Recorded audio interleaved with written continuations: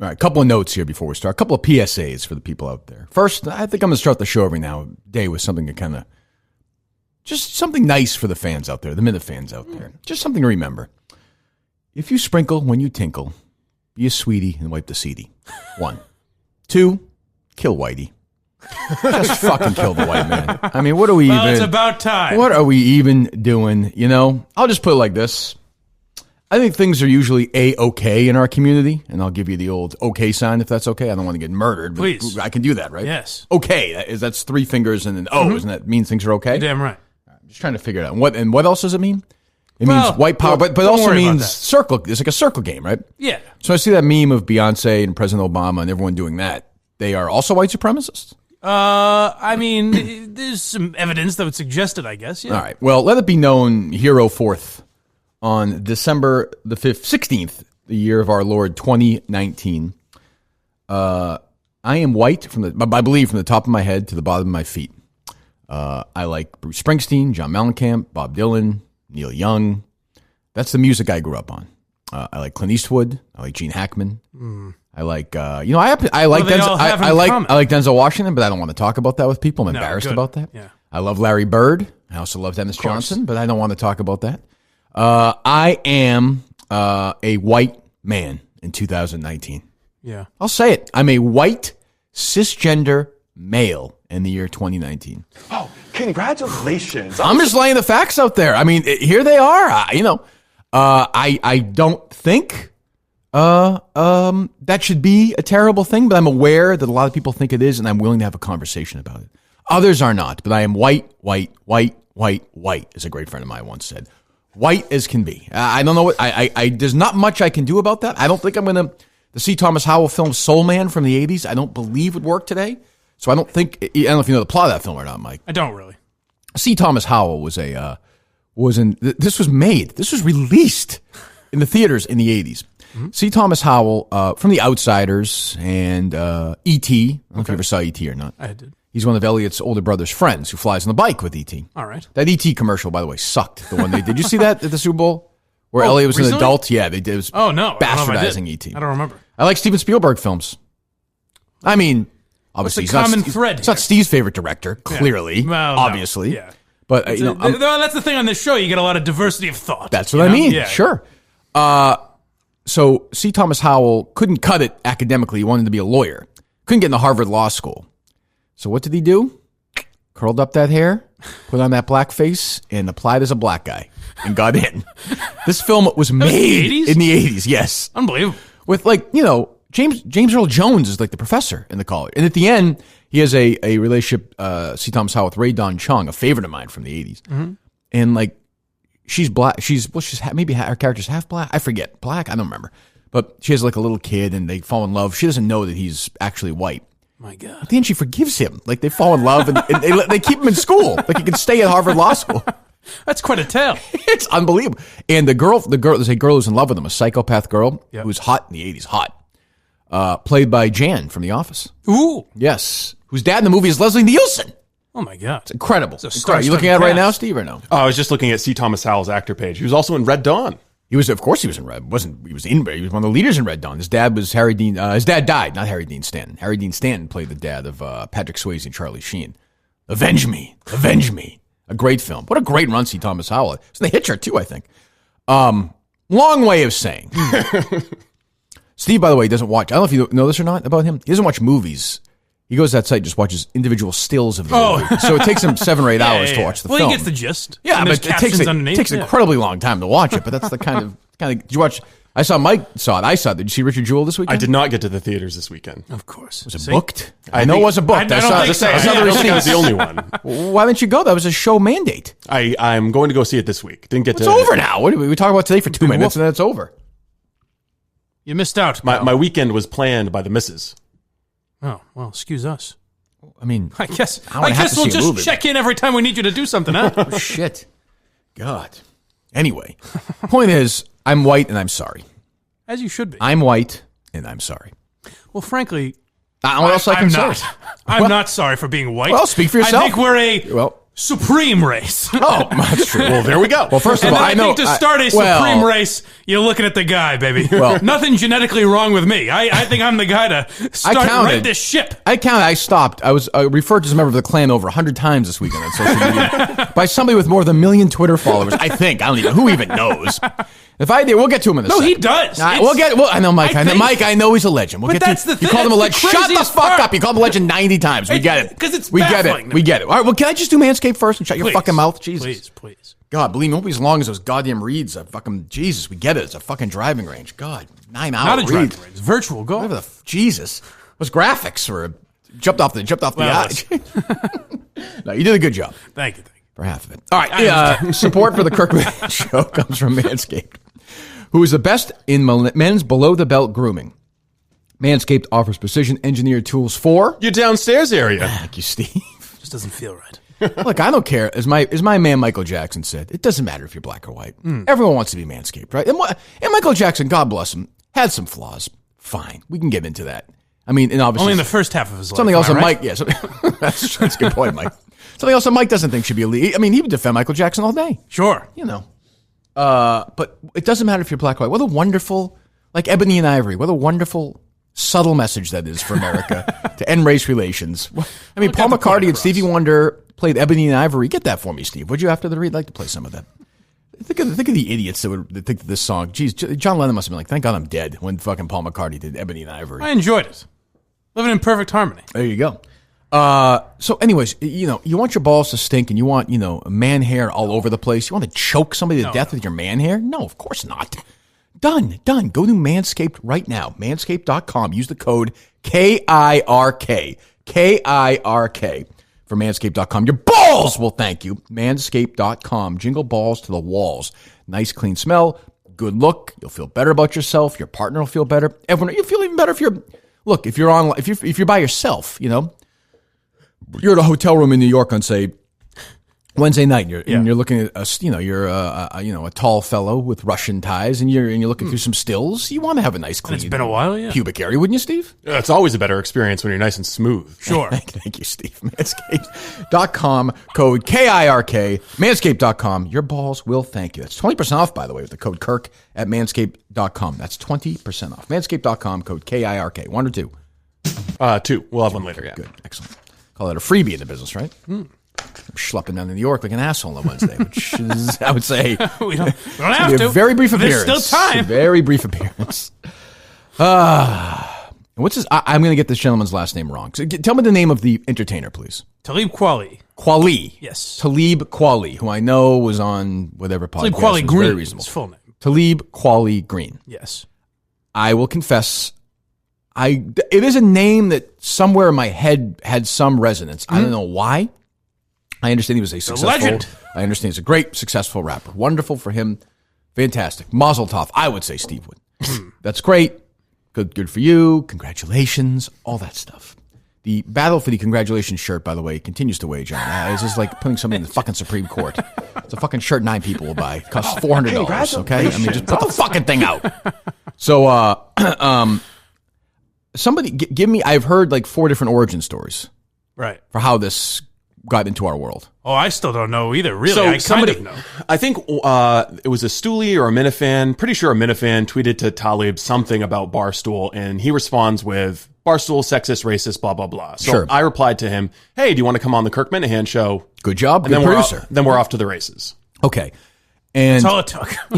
That's really all it took. All we did was ask him to come talk to you. there's a famous running race called the Badwater. It takes place in Death Valley in the summer, and it's a 100-mile ultramarathon race. In the summer in Death Valley, people's shoes melt off. I watched a documentary a couple of years ago about people train in saunas. They run for like 12 hours in the sauna. They run with hair dryers in their face to get ready for it. It's fucking unbelievable. It's the craziest race of all time. The endurance these people have are nothing next to this man on social media. I will say, like, he's the fucking craziest person we've ever dealt with. Ever. I have ever dealt with, ever. This is me saying this. Yeah, Crazier than Bob? Crazier than Bob. More stamina than Bob. We'll soon work with Bob, probably. And doesn't, I mean, I always forget that most people listening don't know what the fuck we're talking about because most of our listeners aren't actually on Twitter. Right. If you just look at the numbers versus the people who, or maybe half or whatever. This guy had the same, this gentleman had the same talking points the whole way. Dave went on Tucker Carlson's show with a screenshot of it. That's very bad. I don't like that. I pretended I was Kevin Cullen. Mm-hmm. That was the most racist thing of all. And the Daily Beast wrote a story about Barstool's toxic masculinity. Well, because if it's in the headline of an article, then it's true. He's got screenshots. Right. Let's case closed here. I don't even know what we're talking about. If you look him up, and Billboard had a story in 2010 that he got kicked out of a party for an physical altercation with his wife. Well, if you read that story, that's more nuanced. There's more to it. Yes. But why not just go with the screenshot? Or he's he was accused of sexual harassment, right? Listen, there's two sides to that. Or he's written lyrics that are what I mean. We could go back and forth all day. I personally really don't care if the guy thinks I'm a white supremacist or a member of the Klan or the Mikes. I mean, I thought it was the best point he made all weekend about Mike. That was just out of nowhere. There was no reason for that. What? Was there a reason for any of it? Well, come on. You fellas are a little white supremacist-y. Well, Steve all more I than said me. was I wanted a rap battle. Abby didn't really go at Steve, if you know this. He said white supremacists like Blind Mike stay obsessed with their desires to fuck black men into submission. Right. That's why they are all cucks who tweet about fucking or sucking black people when their arguments fail every time. Half right. And to his credit, he then had 9 different screenshots of Mike fucking and sucking black guys. I was that surprised. Was impressive. That was my takeaway. Came up with that quickly. Yeah. And then he kept calling me and Dave and like members of the Klan. Yes. And I was like, well, like the Ku Klux Klan? Like you might be all right. Portnoy, I don't know that he would have survived in the Klan. I don't know. They might have sniffed him out. You get the self-hating ones, though. I mean, who maybe got undercover? I don't know, but I don't. I mean, maybe they wouldn't have seen this Portnoy's face. Maybe that seems to be the way he likes to do things. So I don't. long road to get there. But I got there. But like it just kept going and going, and all I wanted. I jumped on Discord very briefly on Saturday afternoon. All I wanted was somebody to say to him, because he kept saying whatever you said to him. Yeah. And I swear to God, guys, if you don't know, how many times did he tweet a response to somebody? 6,000. Is that right? Well, when we did, it had to be thousands of times. He got into the thousands at the time of 6,000 Mike and the seems a lot. Minifans. According to Patrick, your friend Patrick. Well, he may have a big day himself. 24 hours in, he said it was at about 6,000. I don't know who's counting. That can't be right. I believe statistically that can't be right. Doesn't seem right, but we're in the thousands. He must have slept maybe 2 hours. It's like Mr. Smith Goes to Washington. He didn't stop. Like it went on for 50 hours. Well, here's what I really believe, and that people are kind of.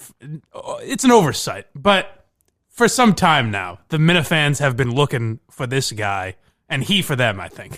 There's been two groups that have needed each other more. There's still a 3% chance this guy's going to be like a friend of the show. Right. I mean, I never give up on that, ever. And he's crazy enough that I'd love to have him as part of the show. Sure. What cabinet position do you think President Trump would put him in? HUD. I was going to say more of a musical position I'd like to give him, and I don't, I don't mind that he's crazy. I just got worn out by it. Like, I got not funny after a couple. Like, I think yesterday afternoon I finally said, listen, asshole. Because he's an asshole, obviously. He's crazy and whatever. But I said, just come on or don't come on. I like, don't really care. And then he did the whole, I'm not going to, you're racist because you're begging. I'm not your slave. I'm like, well, we beg. I mean, I'm not going to get in an argument with this guy because you just fall into a trap. It was fun. It was hilarious. It was infuriating, then hilarious, then weird, then it got old, then it got funny again for a little while. Well, I mean, you had him at points like, he was asking, Kirk's nurse, whoever it is, to produce their medical credentials. I mean, it got stuff like that. It's like, you're like, this is just, the Minifans were incredible during this. A+, Great equal job. Stamina. But it was like, and for a guy who claims to have over 1 million Twitter followers, I don't believe it. It was like the movie 300. He's just fighting off people by himself. I know he tweeted out his ratio, whatever. I don't believe it because he has absolutely I did not hear from one fan of his. No, I heard from random, whatever, but I didn't hear from one actual fan of this guy. Not one. The only thing I can think is he must do this all the time, and the people that follow him are just checking out. Everybody has him Everyone muted. mutes him. But with that many followers, according to like the Barstool stuff, he could get paid thousands and thousands of dollars for sponsored tweets. But no one's paying attention. Like there's no engagement whatsoever. And I scrolled back through some of his tweets before the Minifan stuff started, and he'll get 0 retweets and 0 likes. There were on some of his Minifans stuff. whose tweets got more reaction than him. Yeah, I just don't think. So I was wondering what part of it was he dipped into the Minifan world and started seeing all of the engagement and the reaction and was like, I'm just going to keep this going. So you're a mental health professional. Show me your credentials. I'm a psychologist at the Murchison Young Hospital. I recently helped a young man come to realization that he had invented an entire podcast in his head. I also deal with pathological liars like the DC sleuth S.E. Robinson. Show me your credentials. I don't buy it. They didn't quite get there. Yeah. I just wanted him to say, I wanted somebody to pretend that they were with their friend at Burgers and Brews and they got 15 French fries and their black friend got 5. That's all I wanted him to respond to. That was it. That was my only thing I wanted to see this weekend. I think he did respond to that. Kind of. They tried. Yeah. They didn't quite get there. But yeah, that was it. That was all I wanted to see. It was, to call it wild is, I'm not even sure. Oh my God, 50 seconds ago, the guy's tweeting at me. Jesus Christ. Serious? It doesn't stop. It does not stop. I already proved y'all are racist and sexist. Nobody ran. Y'all just suck. Okay. Right. So here's the weirdest part is that I remember a couple years ago hearing him on Jim and Sam. I heard you say this, yeah. And I was like, okay, this is a guy that I disagree with a lot. Pretty much everything he said I wasn't really a fan of, but I respected his points. I was like, this guy's making good points, whatever, I can understand it. So then when I heard his name again, I was like, it cannot be. I went back and listened to the interview because I was like, it can't be the same guy. Well, maybe the guy suffers from. I have no idea, right? So I don't know what's. Or maybe he's just completely trolling, or there's no. Oh, I don't think so. There's no way. But I don't know what the upside is. Yeah. I don't know what. I got worn out because it was the same. Like I want a little bit of humor from him. Yeah. Just play along a little. We all know we're not racist. Like that's just fucking bullshit. It's stupid. So just have some fun. Like if you had some fun with it, that'd be fine. And it was a lot of the same responses, like if someone called him a pussy is strong. This is weak. Yeah, you're I'm not going to be a slave for you. We're just asking to go on the fucking podcast. I asked once. I don't care if you go on or not. He's tweeted out "pussy is strong" hundreds and hundreds of times. I've seen that phrase. Yeah. Although you say he's not going to be our slave. Or did you offer to pay him if he comes on the podcast? No. Is this going to be free labor you're expecting from him? That's true. Well, we can figure out some financial remuneration if that's important to him. But, the other thing he does, this is weird, like old retweet thing. I don't really understand that. Is that just like, I'm not going to give you the... To me, that was the strangest The handle part. or something? Listen, I know he made some accusations, but that was the most bizarre part to me, is that he's typing out at Lauren Lynn Taylor, RT. at Barstool Sports. Right. That's true, too. It's a good point. He uses something called Echo Phone. He doesn't use Twitter.com. He uses some weird is that what it is? Yeah. It looks awful. Poor guy. We need to talk to him about that. Come call us. We'll talk to him about it. I don't know where... I just kept looking at it, and I would check in every half hour, and you would tweet 50 times. Yeah, I had to mute him. Yeah, I think I'm just gonna. I don't want to block him. I wasn't tagged enough for it to affect me. Neither was I, but then yesterday I tweeted at him finally. I was like, I'll put the guy's name on the tweet. Yeah. Here we go. You want to come on? If you don't, no big deal. And he wouldn't. He's like, you're a fucking whatever. Like, you're a slave owner or something. But he must have not even been reading the tweets at some point, because his response to mine made no sense. Well, I think he's just crazy too. I mean, right. He's not, I don't think once through all of this did he Google Kirk Minihane. Oh, no, he did. That's how he got those screenshots. He got the Curtatone thing. I think the screenshots were probably sent to him or something. It is amazing though that his, obviously I don't know if he's a dummy or what, but his only proof is screenshots. It's so weird. The proof that I'm a white supremacist, I'm a member of the Klan, is that I prank phone called a mayor and pretended to be somebody else. You pretended to be a different white guy. I just want to say to him, like, talking to another one. You could probably do a little better if you looked around. Yeah. Call the Globe. They'll lie to you. Yeah. I mean, it's not that difficult. Jesus. It was his passion for the screen. He's like, oh yeah? How about you take a look at these screenshots? He loves those screenshots. Like he's Columbo. He loves those screenshots. There's just something that doesn't add up here. And I don't know what... I'm not sure. I mean, I enjoyed the parody accounts going back and forth. The guy was funny because he didn't understand it at all. No. Like it never crossed his mind, like, boy, why is this person's name this? Why am I arguing with Big Steve's bed and breakfast? Right. Two different ones. At one point, he was arguing with my desk. I'm like, don't you think that's a weird name for Kirk's desk? What kind of desk are you? Like, what are you doing? We all know mahogany is the only wood you build a desk with. I'm I'm not even like, I knew in the middle of it, I'm like, oh my God, the Minifans aren't going to, it's going to be a battle till somebody stops. Like, I'm happy to be the first one who stops tweeting. If he feels like that means he won the war, that's okay. Yeah. But he has nothing on his side. Nothing. So I can't believe, I know I said this over the weekend, but I can't believe no one from Barstool. We'll get there in a second. Acknowledged. Yeah, we'll get there in a second. It was just weird that like, well, some did. A couple did. You and the Minifans, right. basically. And Don did. And I guess Jack Mack did. My guy Jack Mack did as well. Yeah. And keep in mind, this all started because we just wanted him to have a 15-minute phone call with us. So instead of doing that, he spent, what are we on, 72 hours now? I don't even know how it started. That's how it started. When I saw him tweeting about Barstool, I assumed it was the Portnoy thing from Friday. And then I realized that can't be it. It doesn't make any sense. I don't know. It was just us asking him to come on. No, but it was in response to something. That, there was some parody account of the Woo Sox mascot. Yeah, said something to him. I can't remember what it was, but I saw him. His initial tweet was Barstool is racist and sexist, and so that's why I was like, oh, come on, let's have a talk about. And who's the guy from Boston that said that? What's his name? We asked him on this morning. Dan something. No, it was hold on a second. It was Dart. Oh, Dart Adams. Yeah, Dart Adams. And he said no. I followed him on Twitter so I could see if I could direct message him. He instantly blocked me. I found his email address. I emailed him, said, hey, looking to see if you can come on the show. He emails back, absolutely not. I refuse to associate myself with anything Barstool Sports related. Okay. It's just funny that guys like this can just, like Green, can just say, they're racist. They're racist. They're Klansmen. They're white supremacists. Like, just casually throw that out there too. I mean, I think they're bots, whatever. But let's just say there are 1.1 million real people. Like you could just, that'd be like, a city with 1 million people. I just walk in there and just with a bullhorn so everybody can hear it. This guy's a racist. Yeah. This guy raped somebody. This guy's a sexual harasser. This guy beats up women. This guy, whatever, is murdered 50 people. This, whatever you want to say about anybody. And it just, you can just sort of do it. And, I think it was the other way around. If you out of nowhere started calling Talib Kweli a sexist or a wife beater or whatever, people would be all over you. Sure. Well, yeah, I guess. Although he's so crazy now that I think people would just I think everybody's drowned out by it. Sure. But it's just a strange thing to be able to do. And I saw people reported him to Twitter. I didn't. I don't really care. Yeah. But people did. And, he's been suspended from Twitter before. Right. And Twitter said that this did not constitute targeted harassment. The guy called me and you and Dave and racist and Klansman, no proof. And of course, it's not true.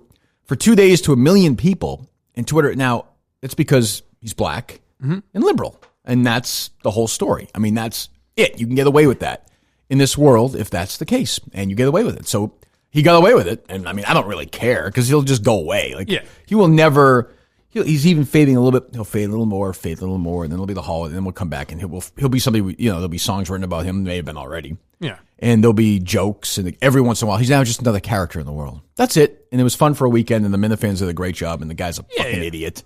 And he's a bad guy and all that stuff. But it's a weird thing. It's a weird thing where he'll do, like I said, he'll do Jim Norton's radio show. He has comedians on his podcast. Right. He's kind of in that. Well, he's got some deal with Apple. I saw this morning world. too. That he's got some things doing with Apple TV or something. Like they work with this lunatic. It's bizarre. If you like, I would encourage anyone to listen to his interviews because he doesn't seem like this guy who's going to be on Twitter nonstop calling people Nazis out of nowhere. It just seems. It doesn't add up. Something doesn't add up to me here. No, it's very strange. I thought it was funny when someone said, well, what have you done for the black community? And I don't know who was asking that, but he tweeted out the Wikipedia screenshot of him and Mos Def trying to get Joanne Chesimard protected in Cuba. Yeah. I mean, that's the one thing that he's done. He's done his one charitable act. He's done other stuff too, I saw. But yeah, I mean, she's obviously a killer. So I mean, but it's a weird place to go to. Yeah, but he'll tell you that she's not guilty, right? I would suppose. I mean, yeah. I mean, I don't even care. I don't like. He is not interesting to me. Like, he's not, and he's just a lunatic. But it seems like a very, very one-dimensional guy. Yeah, and he's obviously. I think he probably has mental issues and whatever. But I enjoyed the response and attack on him was funny. It was amusing because he had nothing. The guy had nothing. It was no. I mean, he might as well have had 9 Twitter followers too. Honestly, he might as well. No, it's true. That's the thing. Is that a guy who's legendary in the rap community? With 1 million followers, out of nowhere, called me a closeted gay white supremacist, and I didn't hear anything about it from anyone. Nothing. No, just our people. Yeah. No, it was almost like he was a member of our world who went rogue, and people went at him for 3 days. Because I mean, I get way more reaction honestly, the guy has 1 million Twitter followers. Yeah. I got more reaction about a guy who pretends to be a jar of mayonnaise on a YouTube show than I did on this. Right. You know, I mean, I got, I think, 2 tweets about that. Well, he showed his face. Yeah, I saw that. So, I mean, I think I got 2 tweets about that. So they were from him, but still, it was more reaction than I got from any fan of this guy. It's like, right. I'm trying to think of a musician who has 1 million, whoever, I don't know, John Mayer. I don't fucking know. Somebody who was using music. If we battle with them. I mean, or even Dave, if Portnoy said something about it, he's got 1 million followers. You're right. So so let's do that for a second. So if we got into a battle with John Mayer, is that his name? Yeah. Who is white and is sort of mockable now, right? Like, kind of people sometimes make fun of his music and stuff like that, right? Or, you know, fucking Neil Diamond or who, you know what I mean? Sure. Whatever generation you want, that kind of person. Barstool had jumped all over that war, would have jumped in the middle of it if they accused him of us of being whatever, misogynist. You think that's what it is? Yes, I do. Oh, okay. Yeah, it's fear of going after somebody who's black. Interesting. Yeah, I think that's the only reason why. I think they're afraid that if they do that, then they're getting in a race battle with somebody. It doesn't matter if you're right or wrong. You're muddled sense. in that. I thought it was more they just didn't give a shit. Yeah, it makes sense if you're pussies. Yeah. No, I'm saying I didn't have that theory, but yeah, that they makes just stayed sense. away from it. I don't think it was just this operative like around the company. They don't care about us. Right. I thought it was more of that. And B, like, I think they're like, well, why are we going to? I don't really understand the story. Why are we going to say we're not racist? We're not racist. We're not racist. But of course, you know, you should do that when somebody is calling you racist and you're not, and he does it again and again and again to 1 million people over 2 days. To me, weird. I do that, but I mean, you know, that's the way they want to run their company. That's fine. You know, we'll continue to do our podcast, and they're not really going to support us in certain ways, and they'll support us in other ways. They chose not to support us here at all or jump in the middle of it because I think they thought it was too dangerous. And Barstool often today thinks things are too dangerous. We get another Talib tweet in. What's that? Someone said that he has refused to come on the show and hasn't proven that we're all racist. And he says, that's a lie. I'm not your slave, and I express myself where I choose to. I choose Twitter. This Kirk Min person is a friend of Donald Trump Jr. who is being sued for fraud, and he is harassing me online. Who's harassing him online? You are harassing I'm him harassing online. him? You have been a very... Oh. I mean, he'll probably sue us, really. right? I'm sure. I mean, Yeah, I expect it to happen. I would love to see him sue us and then That'd be be great. like, let's just print out the tweets. I tweeted at this guy, I think twice. He's tweeted at me or about me 4,000 times. Countless times. And has called me the worst things in the world. I should sue him. Jesus. It has been incessant, and it's a lot. It's always that. It's as someone called it, Black Power Mad Libs, which is kind of true. My good friend Donald Trump Jr. Yeah, who I like much more than this guy. I mean, what do you want me to say? I like Donald Trump Jr. I like Donald Trump more than this guy. But no one quote that. Well, I'm voting for Trump now. Fucking forget it. And we're gonna we'll fucking put it on the headline of every show we do from now until next November. But that's I mean, so it's like the K Marcos of the world. Like I'm like, and I'm gonna schlep down to New York and fucking sit here with these assholes. Yeah. Like, what the fuck? Well, I don't want to put any specifics on it, but I would just say if it were a year different than this one, just pick whatever one you choose. I think if it were a year different than 2019, Barstool would have been all over Talib Kweli calling them and one of their shows specifically racist. Well, maybe not a year ago, but certainly 6 years ago. Well, I don't know. I mean, maybe. Well, they get mad at you. They get mad at me. Of course they've changed. They're I've been saying this forever. Yeah. I've been saying this I got here. They're a corporate company now. They're owned by a very powerful group, and they're afraid to do things. I mean, what they're really good at now is gambling shows and sports talk, and it's WEEI Barstool. But to not even acknowledge it just seems so odd. Why? They're afraid. I guess, but why? Afraid of what? Afraid of seeming like they're going nuts. Afraid of Kweli looks fucking nuts. He's a liberal with a check mark, and they're afraid to go after somebody in that community. They are. They just are. Right. It's got nothing to do. They don't like me, so that's also part of it.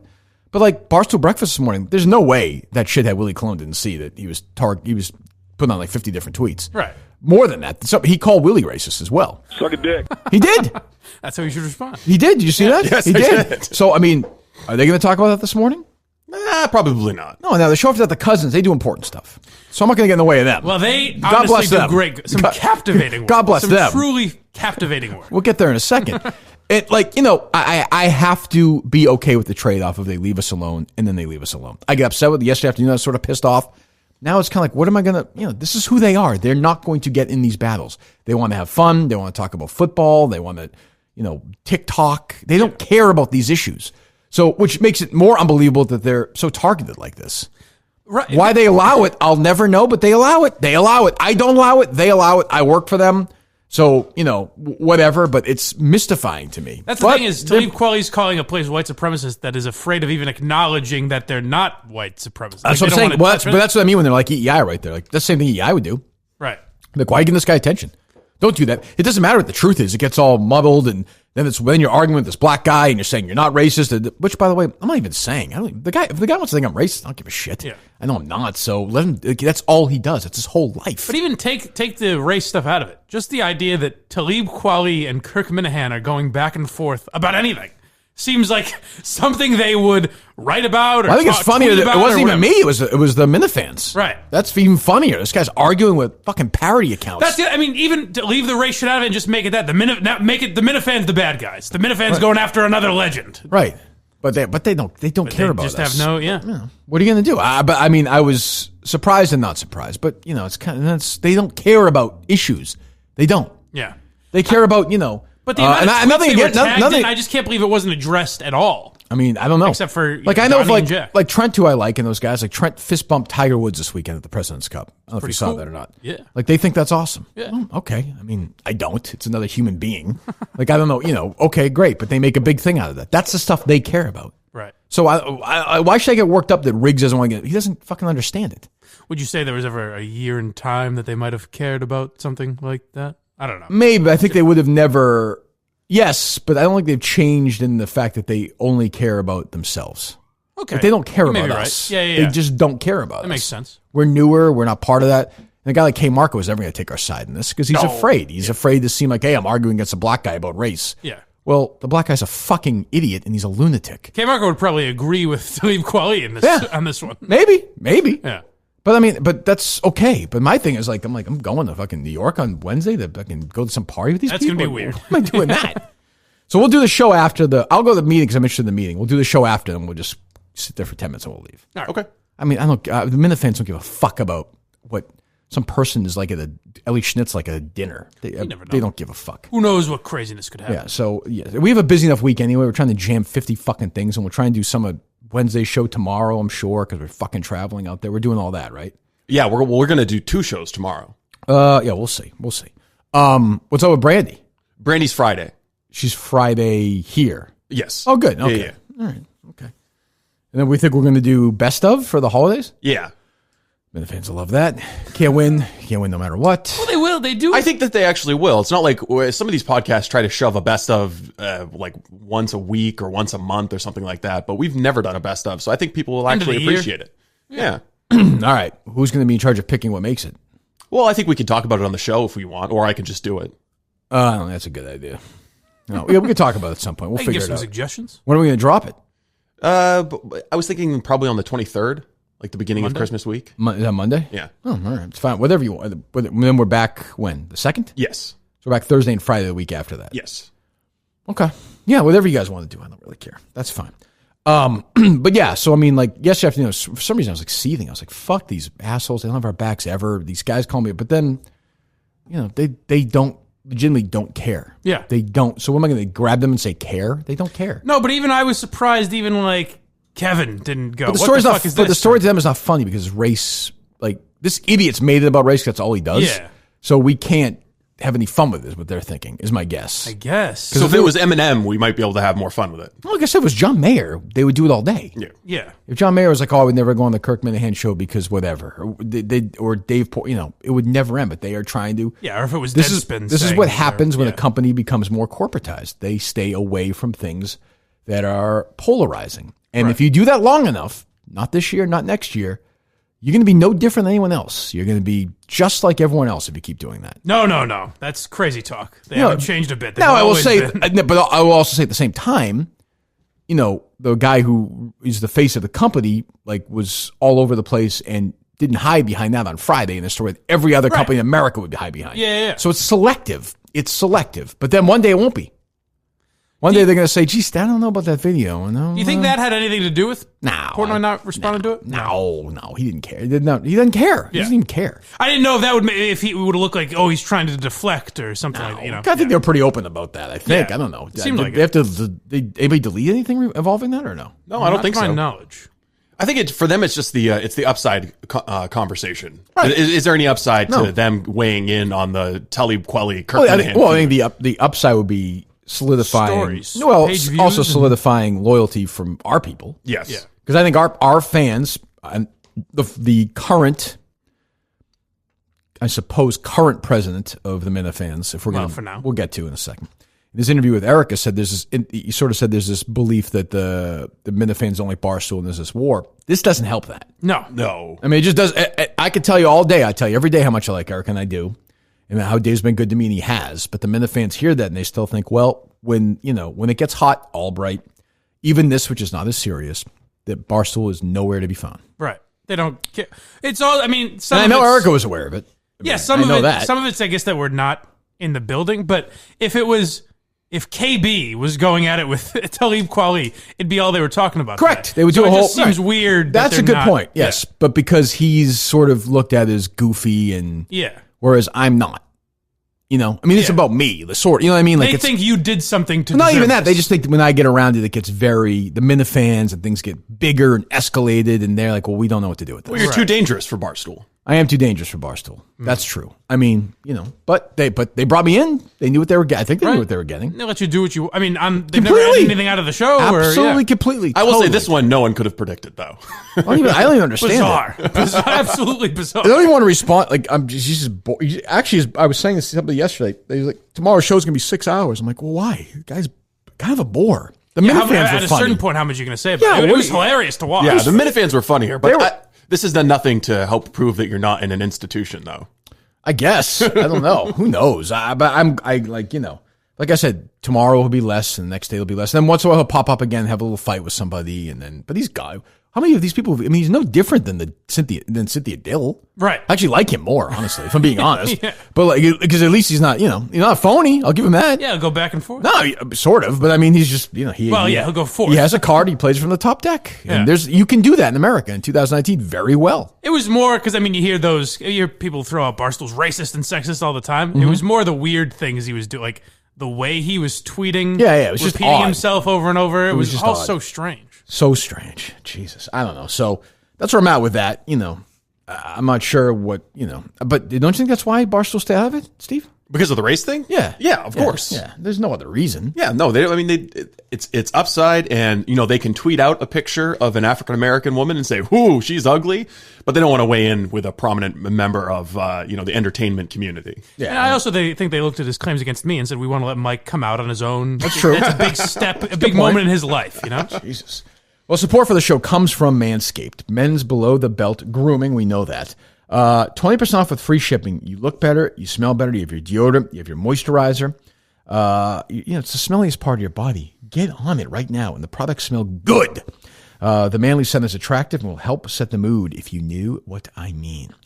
'Tis the season of Manscaped, so get yourself, your dad, your brother. Get your dad. That might seem a little odd, but you know what? Yeah, why not? What are you going to do? Listen, Mike, we're you know all what? human beings. Get your dad that. All right? Yeah. Did you get him anything for Christmas or no? Well, I'll get him something. What's that? There's another week left. Did you usually get him things or no? I'll get him like a gift certificate to dinner or something like that. Well, that's personal. That is Just stuff some cash. that in is an a father and a envelope. son really bonding right there. Dad, here's a piece of paper. We exchange money, amounts of money. What does he get you? Usually the same. The same gift card for the same amount of money? No. You just hand it off to each He'll other? give me actual money. Oh, he will? Yeah. Here's a 20. A couple of fazools? Yeah. Oh, that's nice. How much? It varies. And how good a boy I've been that year. Oh, is that what your mom does? Lawnmower 2.0. I'm sorry. It's the same old joke. I understand. Manscaped.com. KIRK. 20% off and free shipping with the code KIRK. Just 2 Ks in that one, guys. At manscaped.com. That's 20% off with free shipping at manscaped.com and use code KIRK. Clamp your nuts, all right? And make Santa proud this year. That's what the copy says, so I'm reading it. Manscaped.com, code KIRK. So we have some, plenty of football to get to. So we have some inside show stuff, and we'll get to the football at the 9 o'clock hour. Looking forward to having Adam Schefter on and John Clayton as well. We'll get into all the games this weekend. I still can't get over it. Sure. Good big win by you. Oh, yes. Did you win or no? 3-1 this week, baby. Did you win your lock of the week? Sure did. What was the game? Vikings Dominating the Chargers. Well, you're taking those Vikings. You're riding those. Or did you bet against the Vikings the week before with the Seahawks? He had the Vikings. I had Vikings 2 weeks in a row, I think, yeah. They won both weeks. Sure did. Jeez. What a win for Coach in the Vikings. You're damn right. Who's the coach? Huh? Play gambler. You know what the coach of the Vikings is? It's the guy. You know the guy who always has eye surgery. You know what I'm fucking talking about. No, I don't mean that as a joke either. No. I would know. I'm sure if you. It was still like like if you said his name. Jesus Christ, Zimmer? Mike, is he still the coach? Isn't he? I remember his wife died. And he coached like 2 days later. Football fucking coaches and fucking sports people are crazy. I think you are right. Like, yeah, it's what she would have wanted. Yeah, probably. Yeah, it's probably what you wanted. That's not what I would want. I would like a lot of fanfare around my death. Yeah. You're not going to get it. What I like is the idea. just to be clear. But I like to fantasize about the idea of you and Portnoy would both have to say something nice about me. I don't think that would happen. You don't nothing? I don't think Dave would. No. Do you think I think he would. I think Dave would go overly.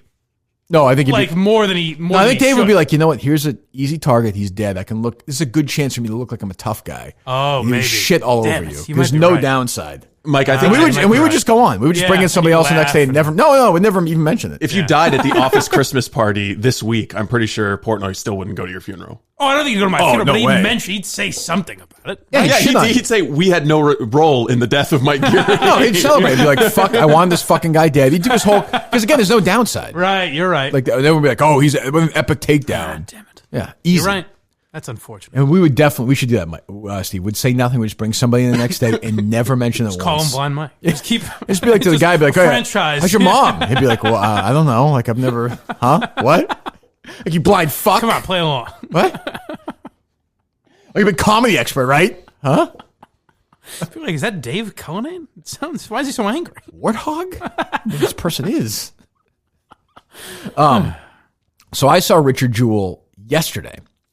First of all, solo performance for it. So I had I saw at the Burlington Theater, which is nice now. They have the nice reclining seats and everything. I got a little bit of popcorn, sody pop, happy as can be. Toward the end of the movie, though, because stuff slides out of my pants when you're reclining back. Okay. So I had a couple things propped up almost like on my waist.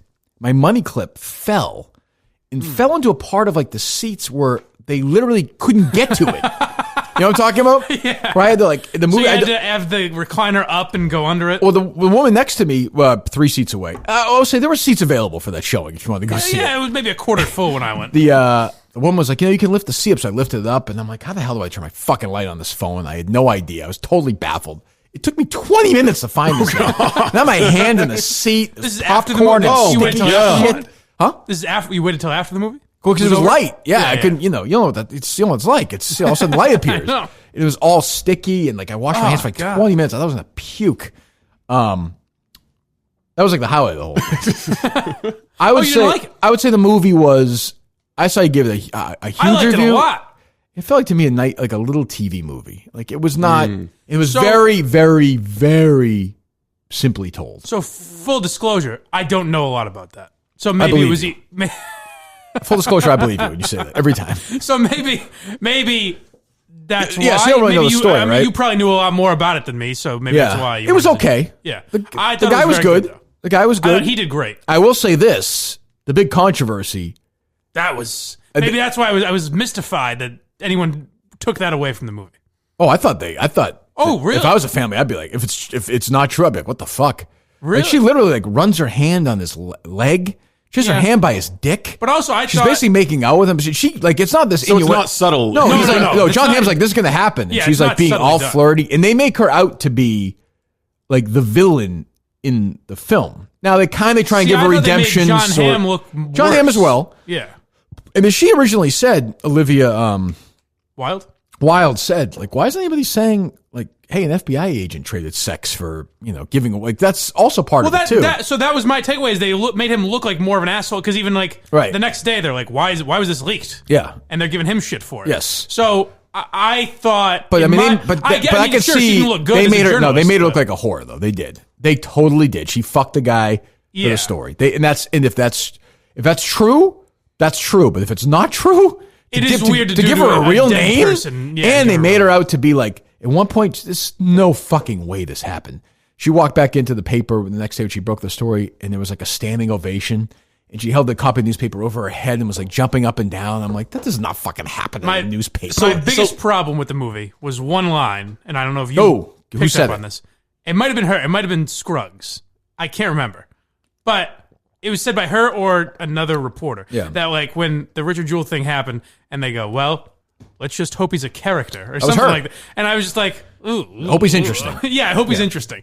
And I was just like, ugh, there's no way that was said. And that, yeah, of course. So they made a composite FBI agent, right? Yeah, John Hamm's not a real FBI agent. So why couldn't they have done that with the journalist? With her, they probably should have. They should have. Now, the difference is her name is on the story. Yeah. So it's there's no name, it is different, but there was no, that scene was completely unnecessary. Like not in any way necessary for the story. Like he could have got the story from her in a different way. But the reason it didn't bother me is because it was such a minor part of the movie. Like, so when we were talking about it last week, I was under the impression it was going to be this. Sure. It was going to be the Scruggs movie under Richard Jewell's And to be name. fair, I know nothing about Scruggs. She may have done this. She may not have. But let's say she didn't. Yeah. And you're a friend of hers or a family member of hers, and the movie's Then that's coming a out. bizarre I would be choice. pissed off. Yeah. Like that would piss me off. I got to say, like, I'm happy to fight the culture battle all day and the social, all that. But this, I'd be pissed off too. Yeah. The guy was good. I mean, it was such a bomb. It was such a, I don't want to use that phrase because people kept using it this weekend and getting in trouble. But it bombed. I mean, it fucking tanked at the box office. Yeah. Nobody went to see it, which shocked me. I thought It was it was their going to be, opening night with maybe 15 other people. maybe the story's just not interesting to people. I don't know. Yeah. Who knows why American Sniper resonates and why Richard Jewell does and why Sully does and why... Or the Joker. I mean, the Joker had a similar dynamic. But the Joker has a tie of the superhero stuff. Yeah. But I mean, but they had the similar thing going on. Richard Jewell a superhero, maybe. They got a lot of negative news coverage. The critics were ripping it, so you thought it would have the Streisand effect, where people telling you not to go see it. Well, it didn't, and I thought the reverse effect. And it's a real movie for Middle America to go see. Like it's Kathy Bates is a nice, simple woman, and it's not dissimilar in a way the Mr. Rogers movie. In that when you watch a Mr. Rogers movie, you keep thinking, this guy can't really be that earnest and that nice. Right. And you feel that about Richard Jewell. No, I thought, here's a good thing they did, is they made him kind of look like almost a George Zimmerman type at the beginning, where he's this overzealous he goes in the dorm room? security guy. Yeah. So I thought that was good too. Yeah, they kind of gave, right. I mean, sure, they made him look like a great guy, but. Right. But it was fine. But I was surprised at how little it landed this weekend. That shocked me. I thought it would do okay. Yeah. But nobody went to see it. Oh my God. It's a story that my generation doesn't know anything about the Atlanta bombing at all. True. And as much as we were like, another fucking story written about it, none of those stories were as big as the Joker. The Joker was covered on CNN and everything. Right. So, for sure. So this wasn't as overhyped. Now, I'll say this. Like, I'll defend if this Kathy Scruggs family and friends, I can see why they'd be pissed. This idea that this is some secret MAGA movie is so dumb. I mean, it's just so fucking dumb. That's why I tweeted what I did, is because after watching it, I didn't understand. I was like, that was such a minor part of the movie that I don't understand how that was anyone's takeaway. The idea is you shouldn't trust, Sam Rockwell's character. You shouldn't trust the press. You shouldn't trust the government. Well, he's a fucking lawyer. Of course he's going to say that.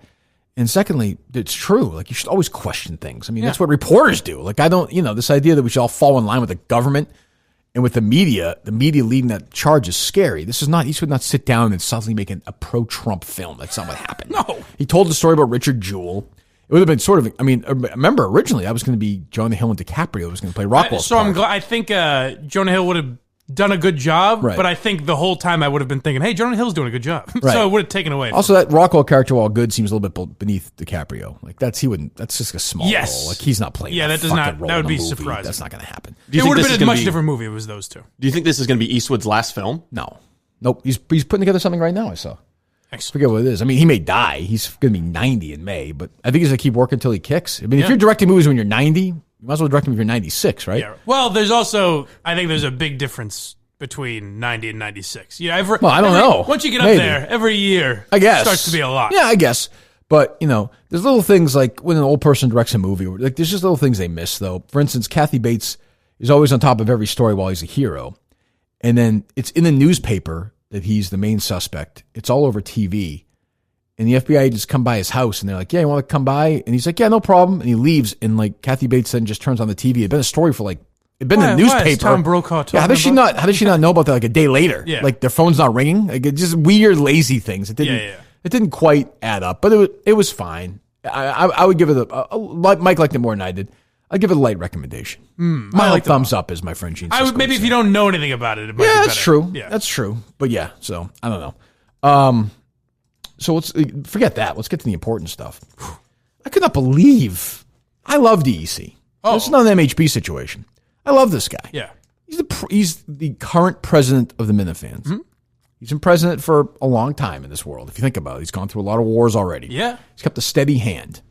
But then he tweeted out yesterday to check out his podcast on radio.com. Well, no defense. I don't want to hear a spin. I don't care if it's a joke or not. If you click on that, you're giving radio.com a click. That was going to be my defense, is that it's obviously a joke. Nope. You're giving promotion to the enemy. That is. Well, that's offensive. If there's Constitution, if there's amendments, that's one of them in our world. So he violated it. And I mean, I am open to impeachment. I'm open to everything now. I know. How did you feel about his statement? He made a statement. I thought it was fine. I thought somebody must have nudged him in that direction to do something like that to try and save his save face. Right. But I mean, yeah. What and did the you think dog of being it? in there, it seemed maybe a little pandering. But It I did. thought it was Total good. pandering He with fell the on dog. the sword. Give me a little bit of it. Handsome guy, though. Oh, geez. He looks very presidential. Oh, boy. I made a mistake today.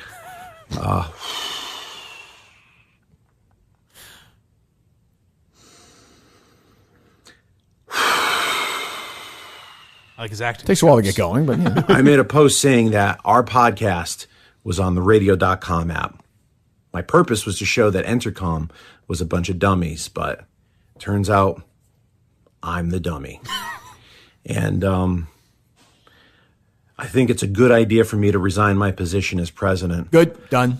And I agree with that. So I am removing. But here's what I am removing DEC from president of the Minifans, effective right now. Wow. I'm signing. Steve's watching me sign at 8:24 in the morning the executive order removing him as president of the Minifans. But I'm a heavy hitter. So here's out. my question. If we're looking at, maybe it's got to be an outsider or something, because if we're looking at made guys, I've already got my Steve from Providence and Kevin from Bristol are boozing with me on Saturday nights. I've already got my replacement named. I'm going to name my replacement right now. Oh my goodness. My nomination anyway. Okay. I think Patrick as vice president is a steady hand. Right. My understanding is he's a nice guy. Yes. I think he should stay in that position. Okay. He's going to remain vice president. All right. Again, this is all up to this is up to a public election and all that stuff. But DEC rather is out. He is no longer the president. Wow. He's still a made guy. He's still a friend of the show. Very good. He should get an ambassadorship to some country or something wherever he wants to go. Maybe the Vatican. I was going to say more Thailand for him. Okay. There's nothing like a nice, young, smooth, hairless boy. Why don't you tweet that out right now? Real DE was that his name? Real DEC underscore has been removed as president of the Minifans from Kirk Minihane. However, I have appointed him as the official Minifan ambassador to Thailand. That's a plum kind of retirement gig. Call it a smooth retirement spot for him. How's that? You know what I mean? Yeah. I think you know what I mean? Enjoy it. You know what I mean? He'll enjoy you know where I'm going it, with yes. that? Did you get that one? Yes, Did I you get it? understand. Okay, good. Right, Subtle I know. right. So congratulations to him. He had a great run. He can work on his memoirs now. Like Christopher Maltasadi said, now I can get work on my memoirs. He can finally do that. Who's your... By the way, Christopher Maltasadi did say that when Adriana got... Remember she famous scene where she told him... Yeah. Let the FBI, and he almost strangles her. Yeah. You sit around afterwards, and she's like, we can move away. And he sits there, he looks, he's like, now I can finally work on my memoirs, maybe. An asshole. A great character. The best character, maybe in the history of television, is Christopher Moltisanti. Really? Top Your favorite 5. character on that show? Well, I think just sort of the most interesting character on that show. I was a Paulie Walnuts guy. He's great. His life was so sad. Not a lot of depth, but though, he was to always... Paulie Walnuts. I loved him, too. He was great. Is it out there? Yes. Okay. My goodness. So who's going to replace him? Or who are you... Well, I mean, again, it's you open. appoint Obviously, it's a public debate. I'm certainly Yeah. not, I hope I'm not swaying. I don't think I'm swaying anybody with No. With this. Who's your guy or gal? My nomination for president of the Minifans is Matt from Providence. Wow. Oh, wow. Yeah. Based on what? I'll tell you what. Based on his performance on Mike and the Minifans. Oh, my goodness. But he was on your, as you not so subtly told me, your least favorite half. Steve, I asked for the sound, correct? Yes. Play the sound. And once I heard this, I was running, and I swear to God, to Bruce Springsteen, to whomever you need me to say it to, Yeah. I stopped and got quasi-emotional hearing this. quasi-emotional. I'm trying to think of. I don't know if I remember that. Okay, go 1 on. hour and 51 I got minutes. nominated. I didn't realize how seriously people were taking it, and then when you, What is I this? like stepped back. This is where it comes. I stepped back. But that's the thing. I mean, that's why I like AJ. Is she's Wants to hear she's this a asshole. sweetheart. Like she means well. It's just that she doesn't get endless spin. the show in time. Yeah. Like You know what I mean? AJ. It's a little too AJ. new here. Hold on, real quick. So that before we play the sound, and once again, I am officially nominating Matt from Providence as president of the Minifans. Wow. That hour was just so incredibly uncomfortable and bizarre. It was very awkward. It was I don't think the first lady, Lauren Lynn, whose position remains. Yes. She's not unless Which she's is odd. unless She she has to- wants to. Well, unless when you think about well, it. hey, listen. But if she feels like she needs to step aside as well, we respect that. Right. It was Matt for Providence and the first lady, sort of like, and I'm fine with it. Yeah, but yeah. sort of like bludgeoning this 21-year-old who doesn't like our show. I didn't really know what to do. Now, but that I being tried said, to play good but- cop there. Yeah. But that being said, I understood where they were coming from. It was a very strict because Yeah. she, somebody tweeted me that she sent like this teary thing yesterday how she's leaving Twitter for a while. yeah. Oh, Like, really? I hate shit like that. Like you're just go. Well, which is kind of my point is that she takes stuff a little too seriously. way doesn't too it? seriously. She's not in on It's- the joke all the And time. I don't find her particularly compelling. She's a nice person and everything, and Right. but she does want it both ways though. She wants the Yeah. adulation and the love of the Minifans without really being a Minifan. You can't have that. Which was kind of our point, but then at a certain point she was like, okay. And then I kind of felt like, Well, yeah, she's not a we fighter can't really either. keep Yeah, going there's now, a lot yeah. of like, well, I really appreciate that feedback. Yeah, no, yeah. you don't. Tell them to fuck off. That'd be way more interesting. Right. I appreciate you telling me how much a fan I should be of something, but they're also right. So it was. I found that to be an interesting, if even keeled and repetitive discussion for what seemed to be about 9 hours. Maybe. My favorite part was that you texted me to let me know, which was very nice, to let me know that I was 100% right, my take on Barstool. Yes. And you did it in a manner that I found perplexing. What'd I say?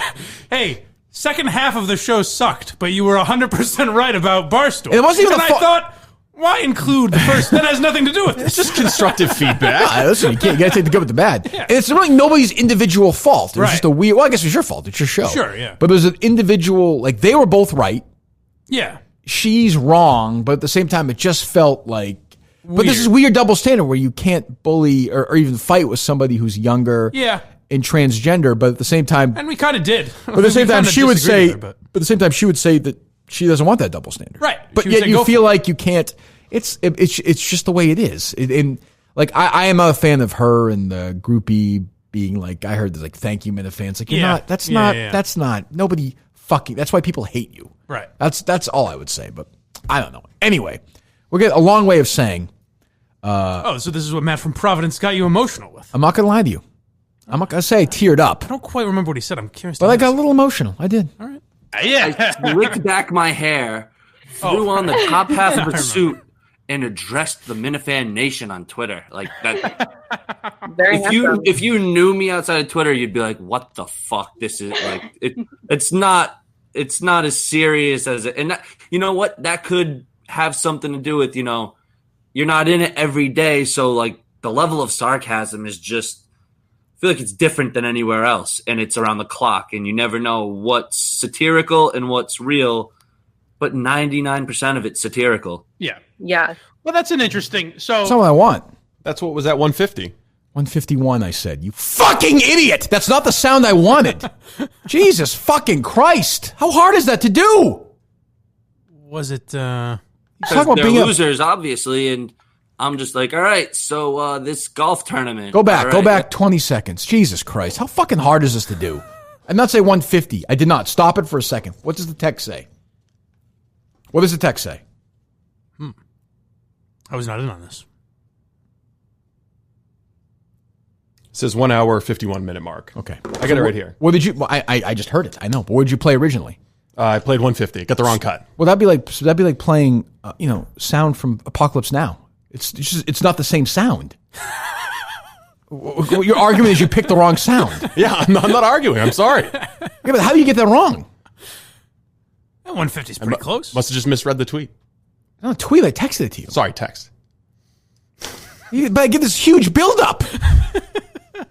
I mean, am I wrong? But Matt from Providence slicked his hair back. Yeah, We got that. I thought it was a little bit of an odd buildup when I started to suspect I got the wrong audio when you Why were didn't you ask building it me up that like then? I didn't Why know. don't you check the text? I thought you were being sarcastic to underscore his point about being sarcastic. What? I didn't even listen to the cut. It was so bad. I'm so mad that you. I'm going to remove him. It'd be great if he pulls something where Matt wasn't even talking. It was just me pontificating. How about just piss everybody off and nominate AJ as president and fucking have... I thought that's what you were going to do. I was like, have, there's no way. have Kelleher be VP and fucking Blind Mike Scroope as Secretary of State, just blow the whole fucking world up. I'm done with that fucking guy. So we're going to replace Secretary of State, but we'll get to that too, because I don't want to spend any time on this asshole. Neither do I. I'm Too done much with him. rehashing on the old stuff Yep. as well. I didn't like that. Yep. That's the other thing I didn't Done like. with him. I was right. Yes, as always. That's You all I were wanted to correct. hear. Yeah. All right, can we go to the point where I'm talking about her now? Yes. Just play Because it. it's what you want to talk. I found that being on the show. It's definitely not what I it's wanted what I to want to talk about a lot. That's why I'm Neither do I. here, because I don't have anyone else to talk to about it with. Exactly. And Good that's why first I'm lady. on Twitter, Good. because I'm like, okay, these people Good. understand me, and I can go back and forth with them. So I'm starting I to had to go to a little secret Santa for my girlfriend last night, and I'm sitting around with all the boyfriends, and I'm like, so, anyone listen to the Kirk Minihane show? And they don't even know I'm who out. Kirk is because they're losers, obviously. And I'm just like, all right, so this golf tournament, all right, yeah. And I can't, like, we have nothing in common, me and those people. Yeah. Like, you know, I feel like I just don't get along in the real world anymore. Because Stop. Hi, done. President, done. He keeps yapping. We'll keep playing it. Right.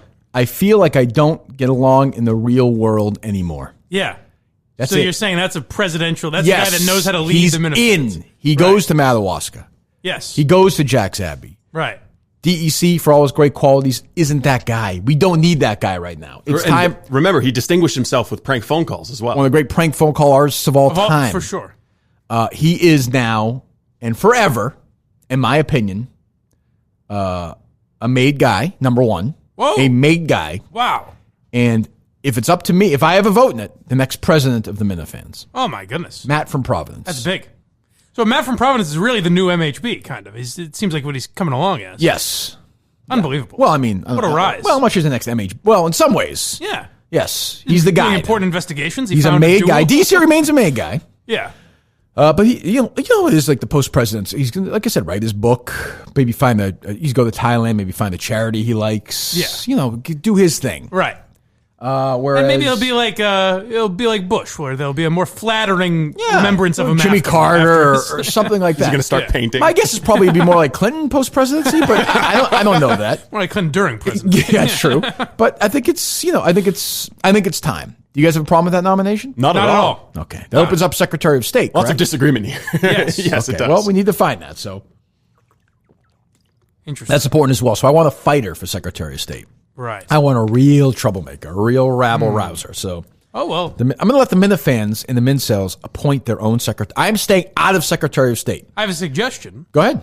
Another gentleman that was on Mike and the Minifans this weekend. Who's that? Andy Mayo. Seems like a guy. No? Yeah. No, not a fan. I'm not a fan.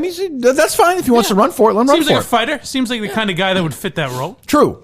Yes. So I mean, I'm fine. You know, maybe it's a good place to appoint a female. I don't know. Maybe. we could do right that as well. Certainly. You know, Hillary Clinton was Secretary of State, did a fantastic job. Right. So, so that moment. Play the rest. Go, continue. Let me hear if there's anything else. People who really understand me and like the shit that I'm into are all on Twitter and doing the same thing that I am, whether it's going after an enemy or coming up with some kind of parody or stunt for you guys to play on the show. Perfect. Thank you, Steve. Perfect. I mean, is there anything better? I mean, anything better? He's only comfortable in our world. Yes. That's all I want. That's what I want. Did you also see? I think it was him that said he's been recognized as a Minifan now. Yeah. Well, okay. I mean, so there may be some lies, but so what? That's fine. He's trying to build up his own resume. So I'm nominating him. I don't think, you know, if somebody wants to run against him, that's fine. But they're running against somebody who I've already endorsed. Right. And made. Which could be a bad And move. made. And he's endorsed by the Made show. guy. So there's 4 now, right? 4 made men. DEC. You'd be the 4th, and you said there's room for 5. Yeah, MHB right now continues to. Oh, he's unmade. You right? unmade him. He's unmade, Yes. right? So DEC, Steve, Kevin, And Matt from Providence. Matt from Providence. Wow. I love Kevin, but not everything has to be a joke. Not everything has to be a joke. I think he's funny. So do I. Oh, I do too. I love You him. didn't like when he asked his wife to show us her tits? I didn't hear that. I didn't get that. I sort of. Did I listen? That must have been toward the end, right? Yes, of his appearance, yeah. His mic was not working either really that well. I don't know if you knew Yeah, that he was or not. cutting in and out a little bit. Yeah. I love him, though. May guy, permanently. Stephen Providence, May guy, permanently. Tim from Canton, I think I made as well. No, he was borderline. You said he was borderline. Oh, okay. Still borderline. Yeah. Fine. So congratulations to DEC on a tremendous presidency. I don't know where, Steve, you're a historian. I don't know where you put it. A top 5? Yeah. How about as a humorist? Is he as funny as Reagan? There are flashes of excellence, Right. but Yeah, not that's a good a way to put it. sustained level It of might be humor. better for his podcasting career to remove himself from the presidency anyway. Now he can focus on the entertainment side, kind of like Trump will do after Yeah, the pre- yeah, he's, where he's a started born his own entertainer, network. this guy. I mean, Yeah. like he's still Erica. He wanted to be the next Howard Stern. So, I mean, maybe he can get to work on that. Who knows? He's finally got time. Yeah. Maybe he's the kind of guy who would sit down and talk about, the Richard Jewell movie without seeing it. Do like a 4-minute quickie on that. Who the hell knows? I don't Did know. someone do that? Well, I mean, that I'll tell you what. I love Jerry, but that fucking asshole Cullinane is out of the world. Out, Why? out. Just out. Why do you Just say that? fucking get him out. Get Why? him out. Because I texted him yesterday, too, we were texting back and forth. He goes in this dumb Discord, and he's like, I'll do a Q&A now about Jerry's show. And What? like, yeah, did you see this? No. In your Discord? Yeah, not mine. I mean, I understand Well, it's mine, I but mean, the Kirk Minihane show Discord? he answered questions about when's it going to start, and I'm like, fucking do your own fucking thing. Doesn't Jerry have his own Discord set up? I have no idea. I think someone did set up a server. But enough for him. of like riding it. I mean, do your own fucking thing. But it also even seems like Twitter might be a better place to advertise that as well. Why Sure, not just do do it on it Twitter? there. Yeah. That's fine. Do whatever you want. But there's no. I mean, enough with this fucking Cullinane in this show. Like, God. Yeah, I think he's milked just about as much as he can out of the Kirk Minihane show. Yeah, no bump, shit. right? Jesus. I mean, If you're Jerry, don't you have to be kind of uncomfortable with we that can turn too? on you pretty quick. I've been known to do that. I don't want to. I'm trying to remain a friendship here with Jerry, but But yeah, if I was Jerry, I'd be looking at it thinking like, this isn't the Kirk and it's not the Kirk and Callahan show. Like, what are we doing here, Dave? well, but it's also on Jerry. It's his own show. Right. Well, that's what I'm saying is I would want that. I mean, it's good for him to be connected to you, but I'd also want a little separation. I would say a lot. That's Yeah. why I'm saying I'm not going on that first week. I'm doing them, I think, a favor. Yeah. Jerry doesn't seem to have the desire to build something of his own that you had. Definitely does not. Definitely does not. But Jerry even had the sense where you said, am I going to be on the first show? Jerry said, how about the second show? Like, he has some sense of, I should make this my own thing. but I think he said that because he thought the first show might be a technical disaster. Oh, maybe that too. I think if you listen to that, because I thought the same thing at the time, then, but maybe you might be right. Yeah. And yeah, I mean, I'm not going on there for find how many shows in Jerry went on my show the first time, how many shows into ours, and then double it. And I'll go on his. So it'll be 8 months for you, I Sure. think, roughly. Yeah. Yeah, it was About 4 wasn't months here. in. It wasn't until it was here. Maybe 5? Yeah. Yeah, so, I mean, that seems fair. I mean, we've given them, as I said, historic, and we're doing it right now, historic promotion. And Dave being like, hey, yeah, we're going to start early. We want to get a jump on All right, Kirk's gang, show. get and, your questions in. yeah, he says, like, we want to get a jump on Kirk's show or something. Like, Right. what? What are you talking Well, about? now that makes a little sense to me in the sense that you guys do share and all. On my Discord, he's saying that to people? Oh, no. I'm saying, okay, I thought you had your problem was his reasoning. No, he can do that. I don't care. Gotcha. Dude, trust me, it's not going to matter. Yeah, I'm not trying to be I don't a think it's dick, gonna but matter that's either, not but- going to matter. Right. It might matter for them the first week, but by the 12th week, it's not going to matter. Yeah. Like, if your show's good, I would put it on, like, when People I will left. listen whenever, yeah. That's why I didn't have a respect for them when I left. Because if I was going to do that shitty radio.com show, I wanted to do it in the morning. And I was like, no. And Jerry and Mutt were like, no. We can't. I'd be like, fucking put it on the same time. I don't give a shit. Do it at the same time. If you're good, you'll win. Right. Like, the first week, Jerry's numbers will be higher than they'll be. Well, maybe not. I hope not. I hope for him it does well. Whatever. But this sort of, thing where it's like, let's put Kirk in promotion.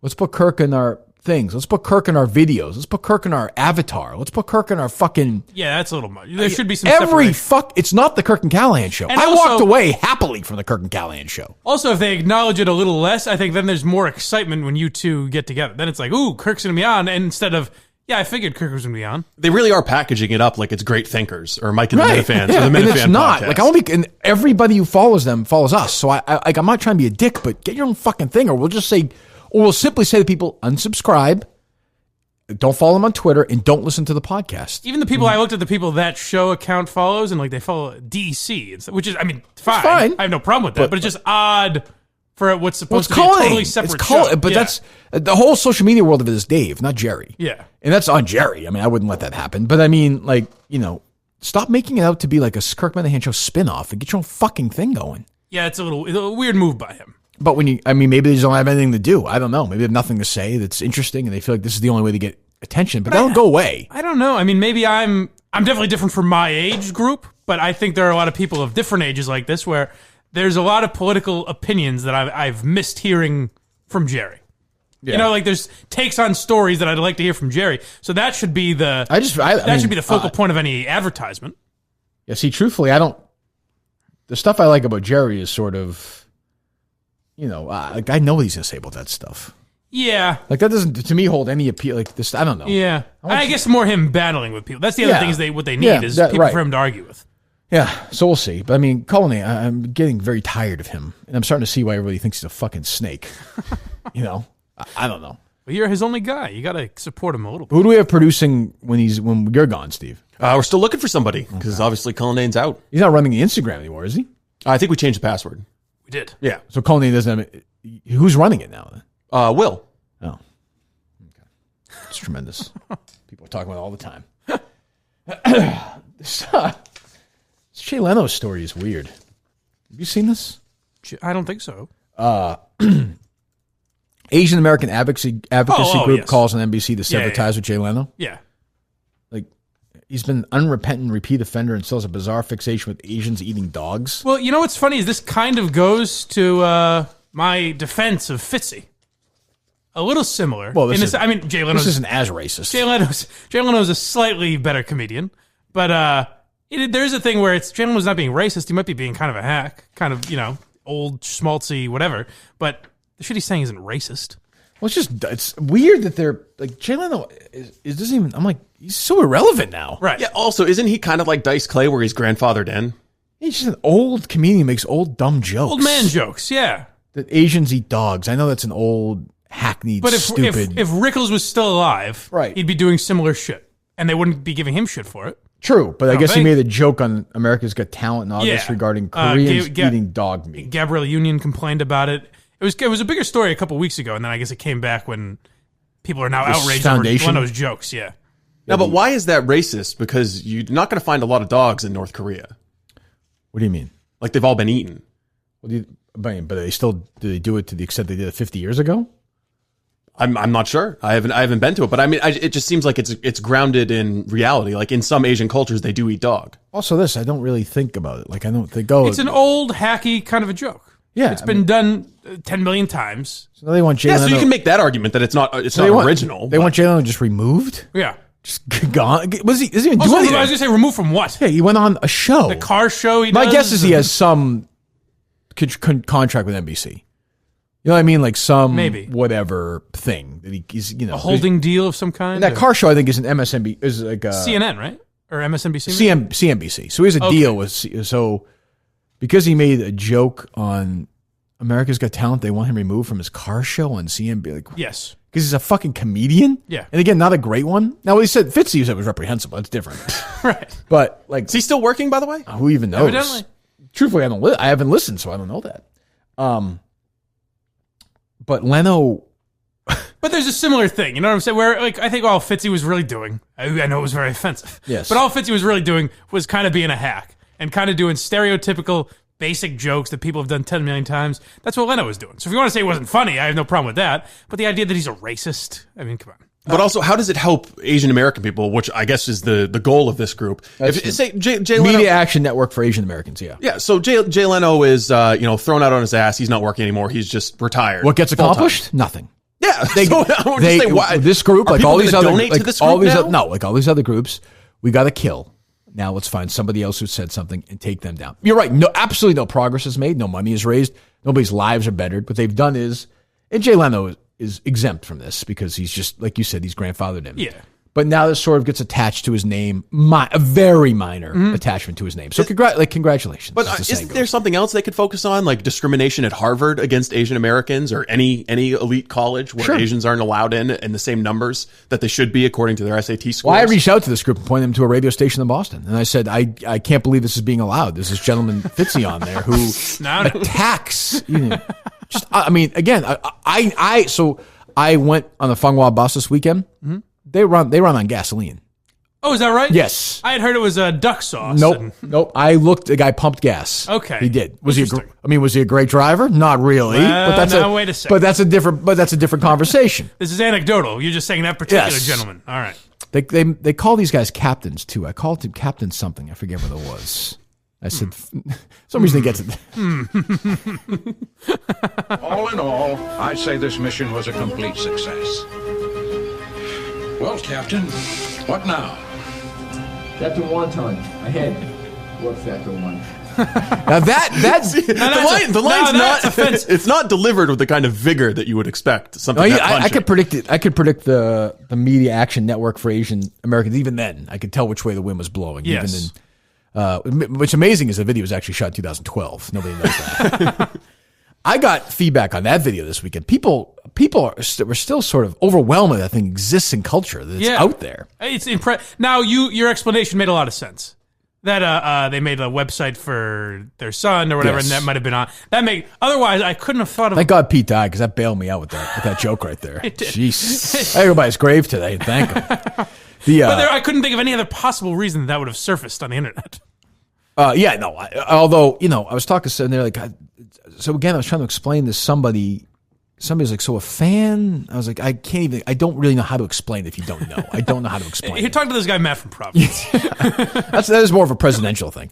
But that's the other thing that worries me, though, when you hire somebody as president, is like, he can't pardon like a Dill or a Kelleher, right? No.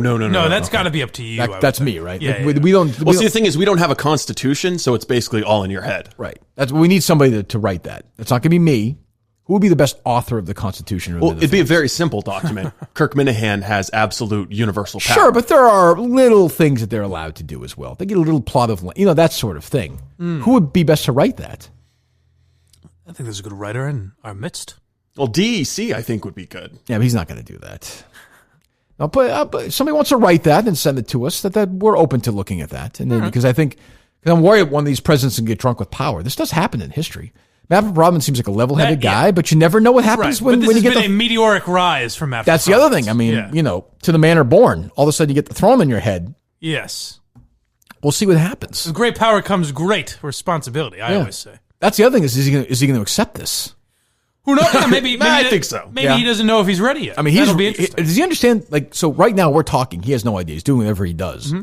His life is about to change. Right. Like Richard Jewell when he was first a hero. Right. Like, Mom, I got somebody who wrote a book about me. Yeah. That whole thing. That job he's working right now, he's going to get to walk in and quit tomorrow. Yeah, I guess he could. Be a strange move. Hey, screw. Yeah, fuck you. I'm the president. Who's coming with me? I'd love to hear the conversation where he tells his girlfriend, so I've been promoted from Secretary of State to President of the Minifans. He's done an excellent job as Secretary. I think he's been a nice ambassador to the world, too. That was the best part. Very, very subtle, and maybe I didn't give it enough credit, but the best part in my eyes of Mike and the Minifans was when I was like, should we do it a little longer? We wrapping up here. And Matt goes, well, my girlfriend's waiting upstairs. Did you say that really? I was like, what? Why are you doing this at all? She untied at some point. Everybody does it. They almost seem embarrassed when they do it too. Like, yeah. She's upstairs. Yeah, except for Kevin Bristol. Kevin loved it. Hey, sweetheart, get over here.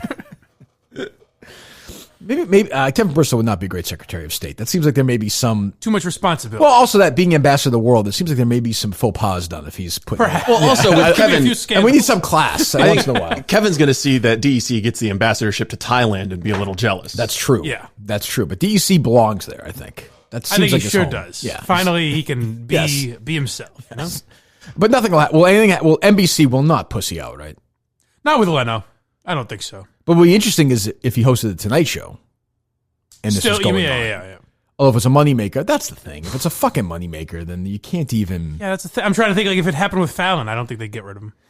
No. I don't know what they'd probably apologize on the show or something. Yes, he would give a tearful apology. It's just chasing it. And by the way, which they wouldn't consider satisfactory at all. Right. And they just that's the interesting. I mean, there's a thing, I guess, use Barstool as the example of something. If there was a controversy.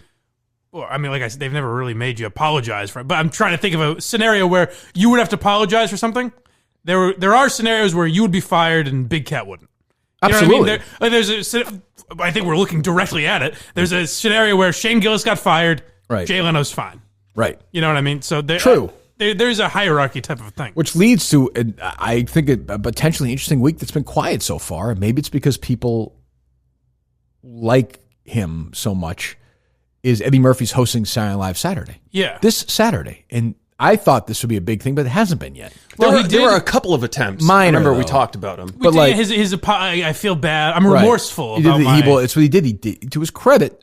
I mean, if you want to give him credit for it, I wouldn't go this way, but he did the New York Times sit down, and the other thing is like this movie has not really clicked either. Like he's not getting nominated for an Oscar for this. This is what he's promoting. Dolomite? Yeah, not I think really. I've heard he might. Maybe, but it hasn't really. No, it has not been a connected. smash hit. I haven't even seen Nobody's talking about it. No. It hasn't. He might get like the 5th nomination or something. Yeah.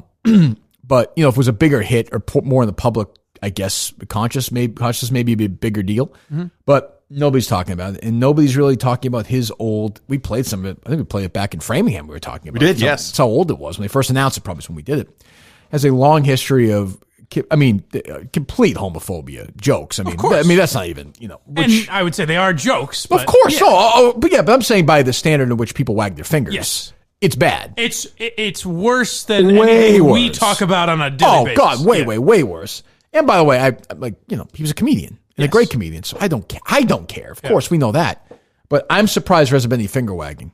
I don't know if it's because he's beloved. I don't know if it's because he's softened. I don't know if it's because he's a minority. Yeah. All of the above. I don't know what it is, but I thought there'd be these huge. I'm waiting for that Tuesday, Wednesday think piece that gets the ball rolling, and I don't think it's going to happen. I guess I was wrong. It doesn't feel like it's going to happen at this point. And I'm When we excited to talked see about Eddie it Murphy with, host Saturday Night Live. I mean, even if it's bad, I want to see it. When we talked about it, I think we hypothesized this when we were talking about Shane Gillis, and at that time, it felt like almost a definite that it was going to happen. Right. But now we're close enough that it's like, no one's going to do it. I'm shocked, though. I'll admit, I usually have a pretty good nose for what's going to resonate, what's not. Yeah. I thought there would be this sort of maybe a prominent gay writer somewhere would write about these. And if you write, you know how it is. If you write those jokes down and you see them, they look awful. You know who it'll be is not even a prominent writer. I think it'll be a jealous comedian. Right, a podcast host or something. Yeah, a feminist comedian or a gay activist comedian, whoever, that is upset that their career isn't going well. That's not, 9 times out of 10, that's what it is with comedians. Is someone that wants to be in comedy that can't be, that has become now a comic review. Like, who is that? It'd be funny if Shane Gillis tweeted out transcripts. He should. Right. He should, by the way. Absolutely should. I mean, if you're a revenge and double standard, he should. Yeah. He won't, because I'm sure he admires Eddie Murphy. He might do it just to be funny, but that's true. Yeah. But who is that though? It would be someone you never heard of. Like the guy that got Shane Gillis was this weasel, fucking Seth Simons, who's just a comedian that was sitting on Shane Gillis audio and probably has 10 other comedians on his list. Like Hannibal Buress was a name. He took down Cosby. Yes. I mean, so I don't know who. But that was not intentional. Hannibal Buress wasn't writing a piece about No, he was doing jokes and saying fuck Bill Cosby. Right. That's different. Yeah. I think the difference is something like comedians that have now become people that review comedy. And failed UCB. What's the woman's name? Oh my God. She's a lesbian comedian who had the breast cancer. She takes her shirt off. Oh, Tig Notaro. Yeah. Would she do that? That's a great example. I don't know if she would to Eddie Murphy, probably not. Right. But that's a perfect example of someone that. But if there was a young comedian who was funny who told those same jokes, people would try and block that person. Yes. But he told the same jokes, but because he got crazy successful. But because it was a long time ago, it's okay. Yes. But if the guy today was funny or the woman told the same jokes, it'd be destroyed. And with Eddie Murphy, it's okay, and with Howard Stern, it's okay. But if we found them without knowing about them, then it's not okay. Do you think they'll try to reconcile that's exactly right. So if they became famous today after years of toiling, they'd find them and they'd try and ruin them. Yes. Yeah, like if they have a new show on FX or whatever, or wherever on Netflix. Exactly, yeah.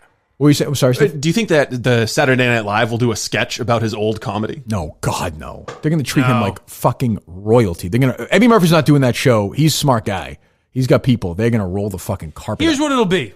I'll bet the monologue, he talks about how edgy a comedian he used to be, and then they have someone playing Shrek come out or shit like that. Like they talk about how now he's a soft. It'll be something like that would be my guess. Maybe. I don't know. Yeah, it's because I remember at the 40th anniversary show when he came back, It was brutal.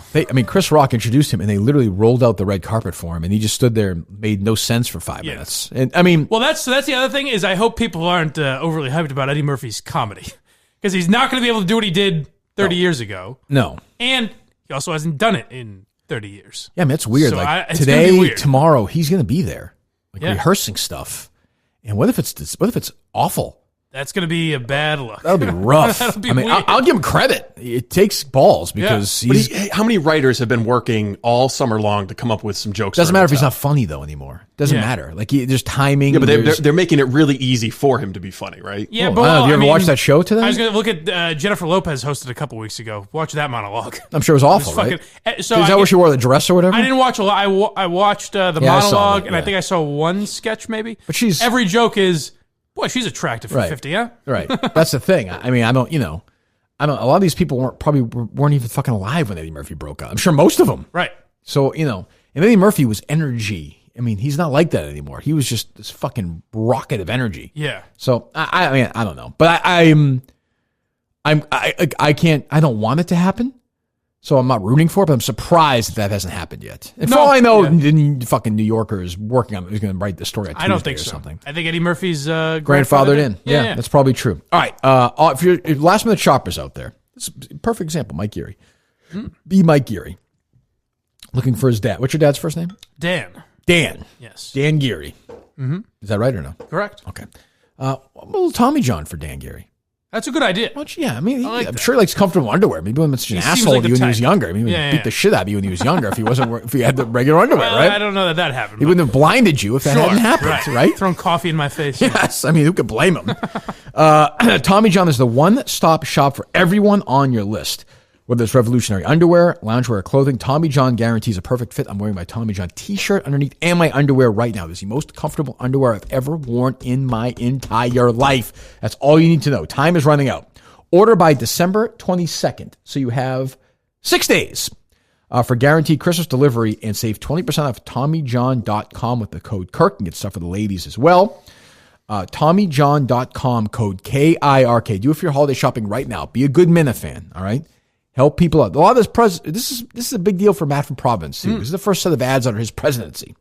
So if it doesn't go well, out. So we better be buying. Oh, wow. There's a quick hook on these presidents. Just saying, you should probably buy 1,000 of them himself just to be safe. Right.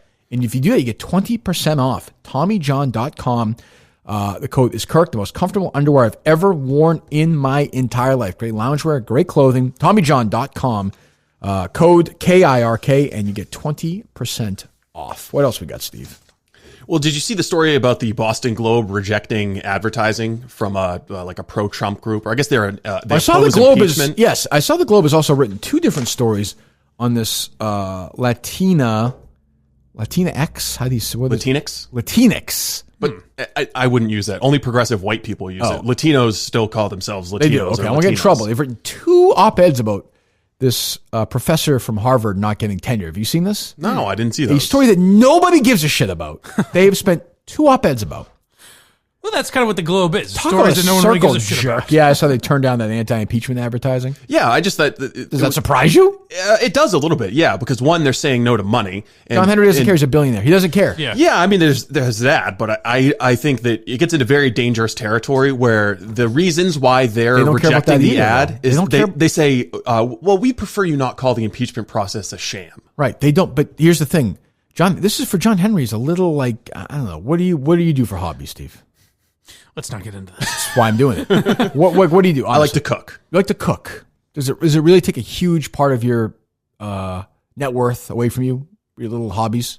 No, not really. It's like him with the Globe. Honestly, he doesn't even give a shit. Like he bought it for $1. Yeah, he bought it for his wife, and he wants to run it, and they do that together. And it's just a little hobby for him. He doesn't give a shit. They would turn down your money, right? If you wanted to run an ad for the Kirkman ad? 10 million%. No chance. Yeah. So they're definitely not going to take it from Trump. On the other hand, if you wanted to take out an ad and say the worst things possible about Trump or even about you, bring the money. They'd be fine with of course. that. Oh, yeah. It seems like an unusual move because It's a propaganda machine. They virtue signal about how facts matter and they're standing up for the truth and they want to have this conversation, and now it's more important than ever to have your news and have honest conversation. Of course. So why don't they run the advertisement and then they run something alongside it? Here's that's why. their own Very statement? simple. They're full of shit. They're fucking liars. John Henry's a liar. Linda Pizzuti's a liar. Shirley's a liar. McGrory's a liar. Shaughnessy. Everyone there is they're in their little bubble. They're fucking liars, and they only care about their bullshit message. So they've got like one quote unquote conservative columnist, Jeff Jacoby. He's a liberal. But will he write about this? No, of course not. Every single voice at that paper is the pro Globe impeachment. The Globe thinks they're edgy. And like Jerry's always like, this guy's got balls when Shaughnessy writes an anti-Red Sox column because they own the Red Sox. Meanwhile, who gives a fuck? What's the other thing too is that like we're kind of saying, can you believe they wouldn't accept money for this message? They bought a newspaper and a TV station just to control the narrative about their fucking baseball team. And they control. I mean, I will say this: if you don't live in Boston, Linda Pizzuti is John Henry's wife. They met it's one of these things where you go, what's it called? Speed date, where you can't tell the person what you do for a job.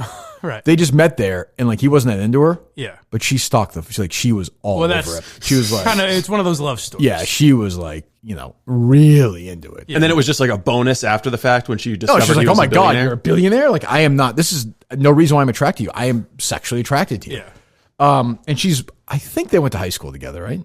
They're the same age, aren't they? That I'm not sure. No? I'd like to look into Or maybe that, she's like 40 years younger than he is? Maybe. Could be.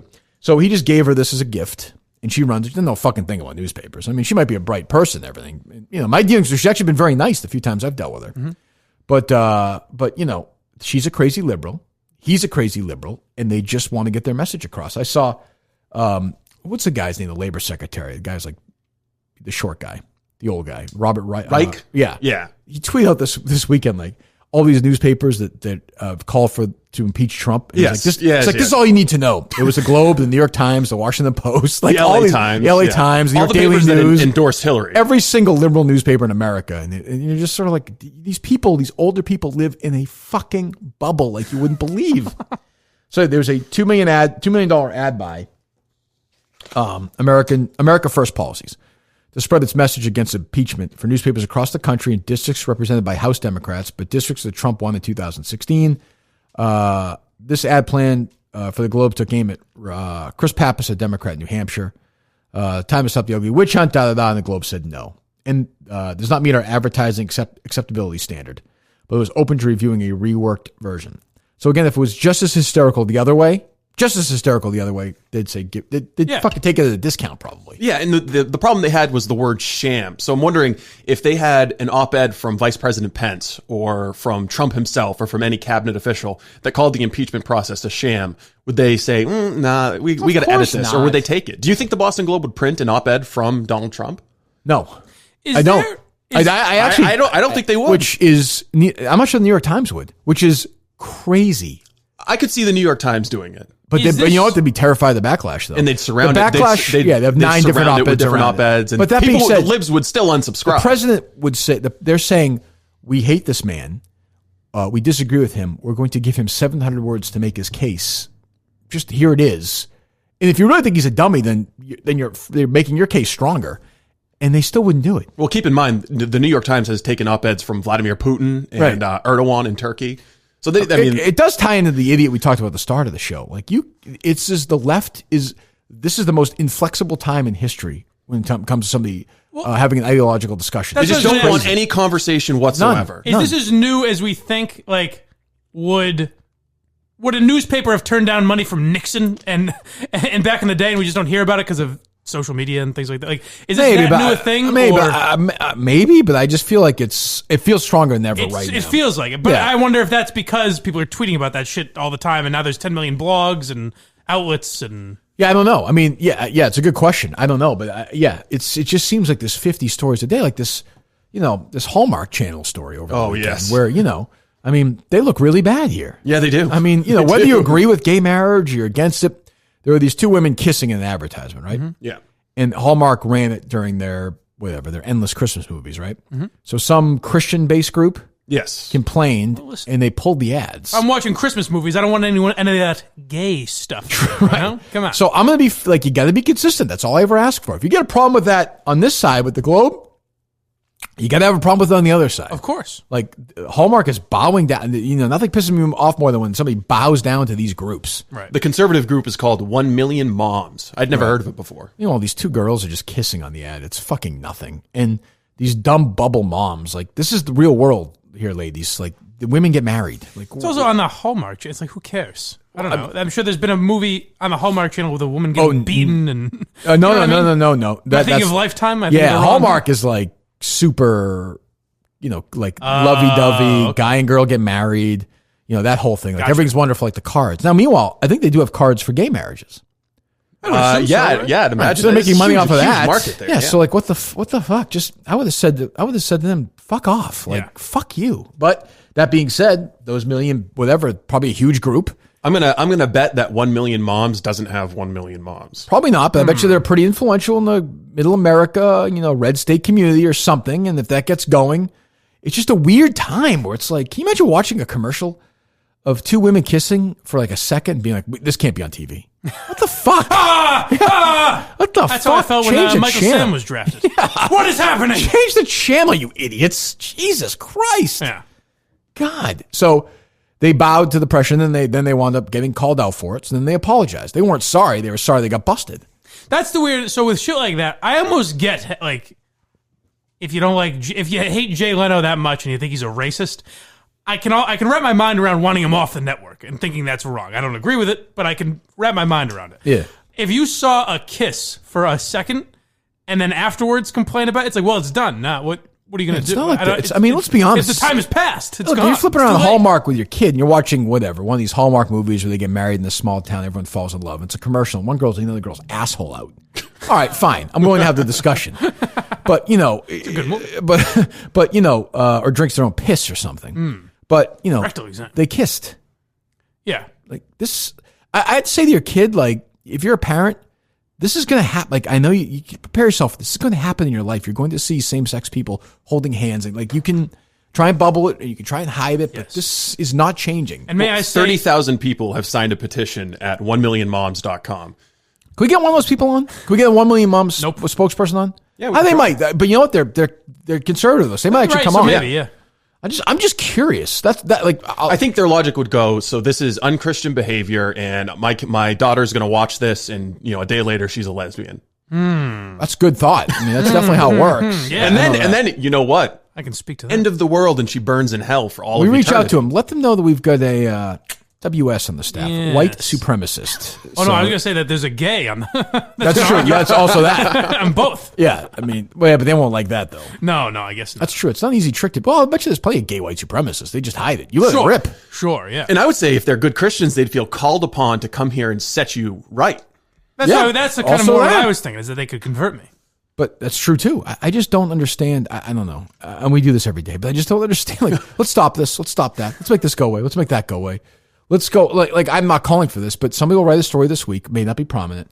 Let's have Eddie Murphy not. Everybody wants to watch Eddie Murphy host Saturday Night Live. Yeah. Let's have that not happen because 34 years ago he told jokes. Mm-hmm. Well, it's if he doesn't, running out of real problems. So if he doesn't host, do the jokes disappear too?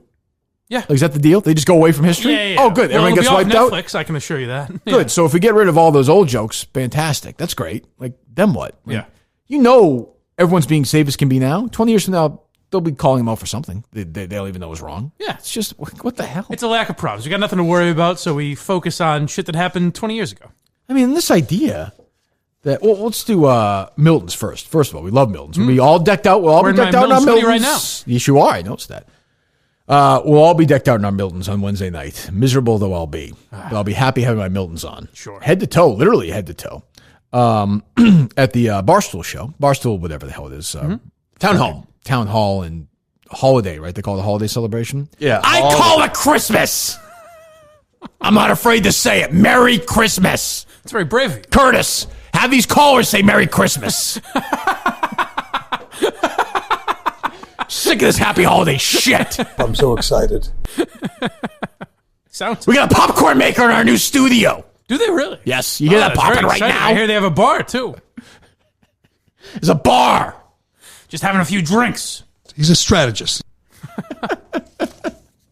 I love my Saks underwear. He's a Milton's guy as well. For sure. We love Milton's. The store for men's suits. Vineyard Vines, we know the clothes, Johnny O, Ted Baker, Levi's, all that stuff. The experts at Milton's will help you put it all together and add the accessories right down to the socks, which I appreciate, to give it a look all your own.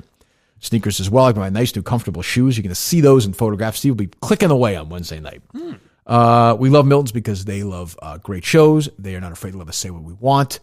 And the Minifans have been awesome in helping out Milton's. We know that. We're going to have a big relationship with Milton's in 2020, I believe. Right, Steve? We are, yes. Fantastic. It'll be as comfortable in our stores as you'll be in our clothes. Their slogan, and they're right. If you want to go to the stores physically, they're in Chestnut Hill Square, Chestnut Hill. South Shore Plaza in Braintree. Milton's is the store for men. You go to miltons.com online and let them know you are a fan of the Kirk Minihane Show, and they will help you out. Once again, we love the people at Milton's, miltons.com, and tell them you were sent to that address by the Kirk Minihane Show. Please, Milton's is the store for men. We have a call with Milton's today or no? Yes, we do. Define we. The two of us on a phone call. I'll patch you in. Do you want to define we in a more narrow term than that? Okay, just me. Okay, thank you. You'll give me an update afterwards? Yep. Okay, thank you. How about having Mike on there? Why is Mike not a part of this? Hey, boys. How's it going? No, what time is that going to be? 1 o'clock. Okay. Let me know. That's fine. That's fine. Fine. Good beers here. The beers are craft good. Beers. Why is it, you have that Steve voice when you do that. Do I? Craft beers. Oh, do I? Yeah. I got like it's got to be angrier. I got 3 voices. Jump on it. You got like, it's hard to describe. It's a sort of, I remember nobody made fun for his voice on that, the way he talked like that. They would just sit there and I was like, why don't they ever do that? And once I did that. That's a good question, Kirk. I knew he didn't really mind. He might have, but not really. I was like, I'm never going to stop doing this. Because the word I would always hear was maggot. That Zarniev is a maggot! Was there a thing with his voice? Because that became an excuse at one point, right? Well, cancer. Jerry was suspended or something? Well, he had cancer. But what? It wasn't an excuse. He was. What was the time? True. Okay. A long time ago when they had like Dan Patrick filling in for him or something. Well, yeah, him and John were both. He had polyps removed from his vocal he had cords. cancer. Him and John were both. Wasn't there a contract dispute, or am I wrong about that? It was that too, but I think it was actually while It was actually was at the same exact time. Okay. Yeah. But he's had weird things where his voice has just gone out the last couple of years too. Yeah. Although he sounds great now. He does. I got canceled. Again, I gotta say, He did. Did he? He got canceled. If he was doing 15s, would he have lost his job? Yes, because you did. Yeah, but he didn't though. What do you mean? But At the time, they get rid of us both. Right. I don't know. I guess he did. I mean, I would say I got canceled more. You fought more than him, and that's why you for sure. got. Yeah. Yeah, but that's yeah. He was fighting in meetings every day. Talking about selling. I wish I got an email right now. We just closed another deal. It's great. Unbelievable. A good producer is good technically. Dave Cohen. I wake up every morning with a shot of Metamucil. Metamucil is a great friend of mine. Alex Guerrero rubbing every body part. When's the next GC Quickie? That's what I want to know.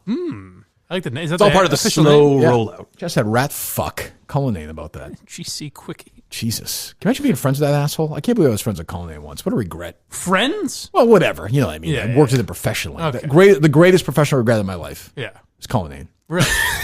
Really? Yes. Give me another example. Boy. Well, Ken Laird. You were friendly with him. I like Ken much more than I like Cullinane. Wow. Yep, much more. I like Curtis much more. David Field? David Field's a good friend. Much more than Cullinane. Wow. Dave's a good guy. Okay. Misunderstood. Right. David is a good guy. Dave, not so much. No, David Field. Good business guy. Good strategy. Radio.com is taking off. Now they've added a new show to the mix, the Minifan Show. Minifan Show's on there, yeah. Forget. Well, I will say this. Minifan Show would do much better than these other stupid. Like, I was saying this to Jerry, I think, the other day. We never even talk about those shows under that Radio.com lineup. They're not even mockable. They just don't even exist. Right. I forgot. Scal and Pals? I forgot about them. I remember we were talking about it when it got launched, and I thought it was going to be... Let's revisit them this week, Steve. Okay. I just want to see what's going on over there right now. I guarantee the most recent podcast for Scal and Pals is a best of. They interview like 2 or 3 people. They have Kendrick Perkins on every show. They interview 2 or 3 people who used to be their either NBA insiders or former players, and then they repackage that as a best of. Like you just apologized to me earlier. Legitimately Scal and Pals. You just apologized to me earlier about Kelleher, right? Yes. Like, I told everyone what these shows were going to be, and I was right. Why doesn't anybody ever just say he's always right about this stuff? That I don't understand. The best example of all time, maybe. Thank you. Go ahead. Is I remember when Francesca left the first time, and you were talking about what a disaster CMB was going to be, replacing him. And I knew it was going to be a disaster, and I had never heard a caller call in and argue with you and say, no, I think these guys are going to be good. There's no one on the planet that thought CMB was going to be good replacing Francesca. But for whatever reason, they just did it. They're like, all right, these are the next guys. Scal and Pals, their last show, Steve apologized, please. It was Thursday. It was a best of. About Embiid's big game in Boston. And how do you do a best of about that? Like, it has, by the way, it has 121 ratings. They call it a best of when they just re-release an old segment. So it'd be like if we just pulled, Thursday's show from last week, said best of, and then pushed it out. No, but what I'm saying is, I understand that, but what I'm saying is, it seems too topical. You know what I mean? We are back. No, I didn't mean to do that. There you go. So Kendrick Perkins' full interview. It's like if we put out a best of for Christmas week, and we put out like us talking about something very specific, right. Some very specific news story that people have forgotten about. Yeah, they do a show every day, I presume, about the NBA. Yeah. So how do you do unless they had some crazy interview from 3 months ago or something. I get that. No, but they're talking about Joel Embiid. No, they'll release best of content from the week before. Well, I mean, listen, and it's all just interviews. It's all interviews. Well, I knew that was. That's the other thing. I mean, you knew that was going to happen. We should do a best of the Monday of Christmas and just make it Friday's show. Just here it is again. Is it swing and a misses? That's one. Swings and misses, I thought. Oh, is it swings and... Swings oh, and here misses. it is. Swings... Oh, here she is. This has 52 ratings. Well, they've only been on for 4 months now. They had 10 a month. They had Tony Gwynn Jr. More. on. Again, their friend Tony Gwynn Jr. on again. That's pretty good. Lamar Jackson breaks... Jesus. They do a 22-minute interview with the UCLA basketball coach, Bob Nightingale. I don't... What the fuck? Well, they got an interview with the director of Knives Out and Last Jedi. Oh, Ryan Johnson. Relevant. Topical. It's actually not a bad get. I'll say that, but I'm sure, it has 52 ratings. Very strange. That's unbelievable. At what point in time, as a radio.com executive, do you pull the plug on some of these? Like if you're getting 300 views a show and you're paying Cody Decker and his wife to do it, I can't imagine there's any value for advertisers in this. Yeah, why do they? But what happens is, so they are always able to. How it works in this business is they're able to fool people. They're like, because there's still older people who run older businesses, like say Mercedes-Benz, right? Yeah. They're like, hey, we're going to have Brian Scalabrine on and whoever, 9 athletes. And they're like, wow. Then the problem is that second deal, though. Because they're going to be like, we got literally nobody is buying a car because of these things. Well, I think a lot of the branding advertising, they don't really know. Like they can't measure it. Like Smith's Cheese and Milton's, they can measure very precisely what kind of response they're getting from our audience. But with branding advertising, I mean, it's the cheese, the fallback or the fallout for the cheese so far has been great, right? Unbelievable. Well, fallout would be a negative. Well, I'd say, yeah. The response, has been very sharp. Yes. Well, it has a lot of cheddar. What? Yes. I should have worked over the weekend on this. A lot of Look, slice it however you like, but it's working out. That's why you're the boss. Spent 4 hours on it Saturday. I have 76 more. Let me look. I'm gonna look up right now online before we do this. Cheese puns. Oh God. There's got to be. We've probably missed a ton. There's a lot of holes in our way we've gone about. We've used that one many times. It's the only one I have. Cheese porn. I mean, cheese puns. Oh God. Ragu. What? Blue cheese. Ragu? What? I don't know. It's pasta sauce. I'm thinking of dishes that you could use cheese on. Ooh, these are not good. No, there's some Brie, my guest. What do you think's the saddest cheese? Brie was Mike? Saddest cheese? Yeah. Fremunda. Blue cheese. Oh.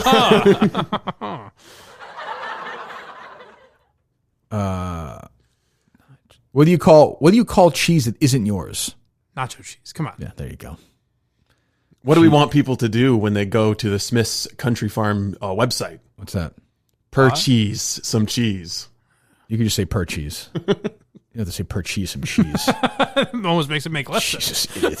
Can't tell jokes. Doesn't the difference between 1 hour and 50, 1 hour and 51. All right, so I'm on Tube Galore right now. I'm going to look up cheese and see if there's anything. Oh, there's got to be. Boy, there are some categories here today, man. Gee whiz. Ooh. Hot Willikers. Whiz cheese? God.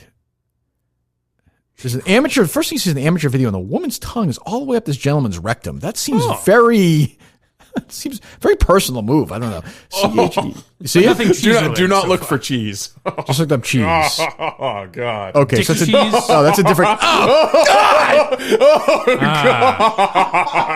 I was not prepared for that. That's my own describe it for me? fault. That's my own fault. What is it? Smegma. Cheese ass worship is different, though. That's good stuff. Oh, my God. How do people ejaculate to this? It starts at childhood. This guy is eating a woman's, smelling her nylons and eating cheese at the same time. Who thinks of that? How many people have watched that? Wait, so someone's jerking off to that? To the guy smelling the nylons? Only 2,000 times, but I guess, right? I mean, I'm saying the viewer is, right? 2,000's not bad. I'm just saying, I mean, it's... Here's another one. It's almost an episode of Mike and the Minifans. When you search for cheese, pussy sound like mac and cheese. Oh, my God. That is true, if you really think about it. Oh, God, I'm going to puke. Christ. Oh, God. Yeah, I'm done.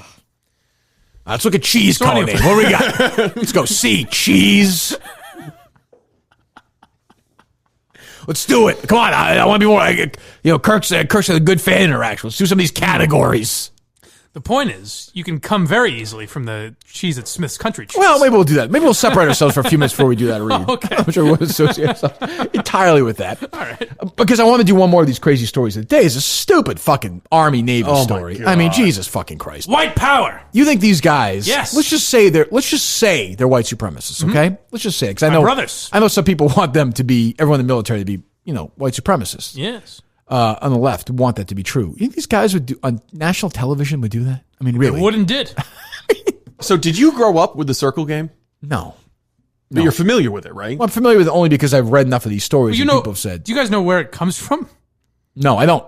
Milo Yiannopoulos made it up. Oh, really? Oh, no, not the circle game, but the white supremacist thing. It started out in 4chan. They wanted to convince people that an innocuous OK symbol was actually racist. Yes, and so it's like a big practical joke, but now they actually consider it a prominent hate symbol. You had people, like prominent media people, saying these kids should be kicked out of a military institution for this. Right. You think these guys are white supremacists? I mean, what the fuck? An investigation underway at two of America's most prestigious military academies. Several cadets and midshipmen seen on live TV at the Army-Navy football game, possibly flashing hand symbols, sometimes associated with white supremacists. I am not litigious. I hope it's like that obviously bullshit from the start story. The Covington Catholic kid? With the sues the shit out of him? I hope they sue the fuck out of these. Was that ABC, whoever that was right there? Yeah, that was ABC. Fuck you. Like, They also hate the military. All the military. networks covered it, though, in pretty much the same way. Yeah. Because they hate the military. They think military people are dumb. They look down on them, and they think that, these white guys are Trump guys. Mm-hmm. And they probably do like Trump because the military loves Trump because most of the military is Republican. So these guys are obviously racist. They go on television and flash white. I mean, it's just so fucking stupid. Stupidest story maybe a stupid story in fucking weeks. Is it? I can't see it obviously that well. Is it actually the OK symbol that they're doing? It's the OK symbol, and the ADF says that the three fingers that go up are a W, it's and then supposed there's to be a a P. W and a P. Yeah. But that was again made up by Milo and 4chan. It was like the fucking girl behind Kavanaugh, right? Remember that during the trial, that was a whole thing that she was doing it as well. Well, there was a thing that Trump was doing it. Right, Trump as well, but she did it. Remember, she was sitting behind Kavanaugh, and everyone's like, white supremacist. I'm like, I think you're right. What the fuck is wrong with you people? Seriously, this is what you're doing with your fucking lives? Yeah. Do something important in your lives, like I did today. I appointed a fucking president. That's important. Exactly. That's important what I did These today. are the things that we should be focusing on. I mean, that's just, I don't even have the strength to tell you how stupid that story is. In fact, when I sent that tweet to you yesterday, I thought it would be one that you'd be like, "Man, who gives a fuck?" Well, I saw it over the weekend. Yeah. But it's so dumb. So the Navy says that they're investigating this, and there will be appropriate accountability for the students. So maybe it's just you shouldn't have been goofing around. What's the difference? A military institution. Yeah, you're at a military institution. But I'll also say this: they very well might have been doing it to make people think that. But I'll also say this: people, if you're the Army and the Navy and you want to take it seriously, and these people are soldiers. Don't that fucking ESPN do in Barstool? These people do shit around your place. Yeah. If you're really going to be serious about it, I think everyone's going to stay very classy. You can't have it both Respectful. ways. Like, if you're going to have those, there's going to be stupid shit done or crazy or kids being funny. Like, it's so dumb. Well, the Army-Navy game is very important to this country. It's hugely important. Yeah. It's the biggest football game of the year still. Yes. I love it. It's great. Who won? I don't know. Oh, okay. There you go. Good job. We got anything else, Steve? Any sound, music? What do we have? Well, anything? We do have a song, yes. Oh, go ahead.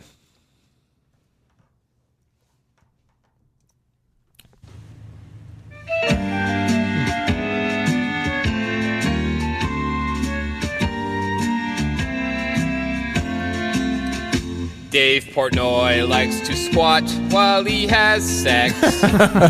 His moves are like a pro. The way that he fucks insane. He's definitely on cocaine. You can't do that without being high on blow. Dave Portnoy likes to squat while he has sex. You can watch it on Tube galore. Is that still true? But the hardest thing to believe is that he don't blow out his knees and that his quads don't get sore. His stance is unique, he's a freak in the sheets, that's one hell of a bangin'. He loves Froggy style, he can go for a while, I'll give him a 10 out of 10. Oh, and when she comes up for air, he shoves her head right down again. Dave Portnoy likes to squat while he has sex. He really has great moves. He's giving it to her good, filling her with his wood. The call her daddy girls surely approve. Dave Portnoy likes to squat while he has sex. It made some people cringe. Her father lost his shit when he stumbled across the cliff and he jumped off a bridge. I'm not sure that's true, is it? The legs were very spread apart. It was an impressive...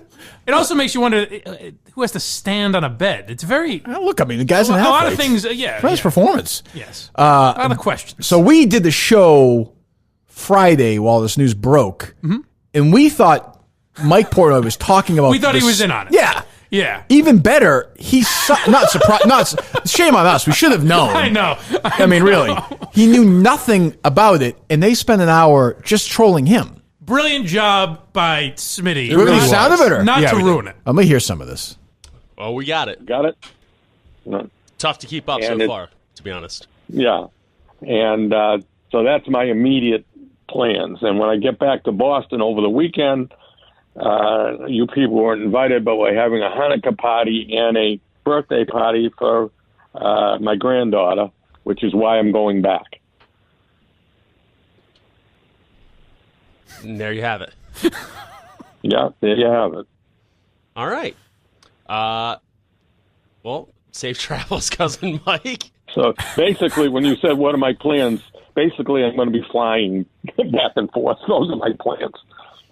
There you go. So, Nothing else is going on? Do you have any sound that's relevant to it, Steve? Yeah, that's the whole thing is that they're just not talking about it. I They're know, but asking about his plans for the they have weekend. phone call. People call the show and stuff. And they, Yeah. I mean, you have that stuff. Well, here's what I'm... Yeah. What I'm to understand is that Smitty went into the show assuming that Mike Portnoy... Or maybe someone told him that Mike Portnoy had heard about it. Right. So on the fly, he realized... Well, I think you would know pretty quick. That Mike had no idea. Right. And then might as well have fun with it. Yeah. Okay. 833-857-8665. If you'd like to call in, there's nothing Jets else. looked good last night. Jets looked good last night. Jets did look good. The Jets look good. Definitely the highlight of the night. Yeah, the Jets. 42-21 loss. Almost covered. They almost covered. Jamison Crowder, a great game. Some would say he was slinging it for a little bit, but not as much as Lamar Jackson slung it. Nope. Lamar really gave it to him. Really gave it to him. Really pounded it hard. 5 touchdowns. You know, I think it was kind of, and probably they can't do. I know they flex some of these games, and Lamar knew 3 Jackson's weeks flexible. ago- That's for sure. We all know that. No, you know what I'm talking about. They knew this mismatch existed a month ago. Okay. Okay. What's more amazing is I don't want to get like lost in the sports weed argument, Yeah. but Mike Portnoy thinks that the NFL can flex Thursday night games. I mean, I don't want to get lost. Hey, it's Wednesday. You guys are going to play Thursday. I mean, these are very short weeks. Hey, everyone who bought tickets, just so you know, you got plans Thursday night now. Like that would also, for years the Thursday night games have sucked. So there's clear they're not flexed. But again, that's not really the argument. No. But then it goes to the greater point. But so there were a couple of things that stood out to me. Do you have any other sound? Oh no, go ahead. There were a couple times where I thought, "Oh man, this is fake," because I thought Mike Portnoy blew it. For example, when Big Cat came in, he said, Big Cat goes, "Yeah, me and Mike Fleury were just talking about dogs." Right. And Mike Portnoy goes, "I know that's not what you're talking about." It astonishes me that what Mike Portnoy meant is he thought that Big Cat was obviously talking about underdogs in games. Yeah, there's a amazing. He's an old man. Yes, he But certainly is. He proved it. Go ahead. He sure did. I have nothing to say to that remark. Cousin Pat from Colombia. What's up, Cousin Pat? Hey, Cousin Mike, I just wanted to get your opinion on You're from the country of Colombia? Well, actually, funny Imagine enough, doing a show with him every day. My mom I don't care if is it's from only an Colombia, hour. but I'm in Columbia, South Carolina. Oh. They can't. That's true. But I just wanted to get your opinion on the impeachment proceedings of, our cousin, our president here, El Presidente, some people call him. He's lied about his sexual Well, I think he's talking about the impeachment of Trump, the trials that's going on. The last word I heard was sexual. I don't know why they cut that one off. Yeah, I think they thought that he might ruin it or blow something. it. Yeah. You have the Jeff Bagwell call or no? I'm not sure. But so you say, El I can't Presidente imagine. thinks it's a mistake. Like, we're behind our president. Just pick random sounds, Steve. You know what you're playing or no? Not literally, of course. But Yeah, I just saved him we're as behind clips to him. You're the one who said you wanted him gone, but What are you talking about? When you say El Presidente, I think you're talking about my son. Are you talking about Trumpster? Nothing gets by him. What? I mean, you said the president. I mean, is not the president El Presidente in Spanish? Yeah, but my son is also El Presidente. And we're behind him. I think you get the point. I think we get the point. As much as you said, I can't imagine doing a show with them every day. They literally have Trent and Smitty swap because they can't do a show. I wouldn't be with them able. every I day. wouldn't be able to do it. Yeah. I can't talk to him for 5 minutes. So do you think that they address it today? Surely he's you in on it have now. to. Yeah, So- yeah, I would think you'd have to. There was a point at the end of the show where Mike Portnoy says, "Today's show, I don't understand what's going on. It sucked." And Smitty goes, "Well, I think you might thank us on Monday for saving you. Who are your pals?" At one here, point, I Mike?" heard they were like somebody called up and they were like, "What? Did your son batting stance more like Jeff Bagwell? Was he?" And he goes, "Yes." And he's like, "That was actually a really good question." That was a great question. And then I think Glennie really lost it when someone asked him about the jackhammering profession for seemingly no reason. And Mike Portnoy goes into a diatribe about it. He's like, "Well, those people don't get enough respect." Well, he's right. People don't talk about that enough. Were either of you guys surprised by the somewhat muted response to that video coming out by Barstool's usual critics?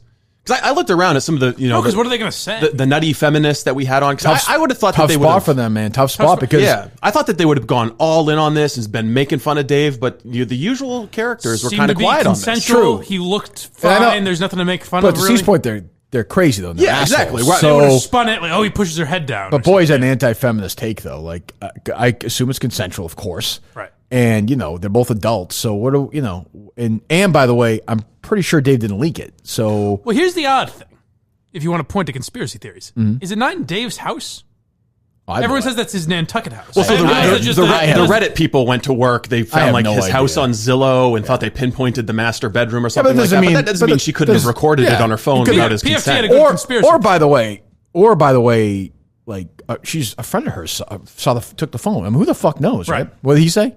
PFT says, "Hey, listen, if you're going to release a sex tape, you're going to have it be 6 seconds long, just a clip. Right. You're going to look great. There's going to be great lighting, and no one's going to see your dick. No genitalia. Yeah. Right. So it's possible. The people on the I did Barstool not need to Reddit- see Portnoy's dick. That would have been uncomfortable. Yeah, I was glad I didn't see that. I didn't need to see that. The people on Barstool Reddit are suspecting that Portnoy looked so good in this that he released it himself. It's possible. Anything's possible. Definitely possible. Anything's possible. I thought the statement from quote Team Team Portnoy was funny. It was amusing. They did a good job. They may take legal action. Yes. I would think my lawyer would know about it, if he's going to go on the fucking radio the next day. Well, they have a team of lawyers. That's true. Different guys. That's true. Anything else, Steve? What else we got? Mike, anything jump out at you?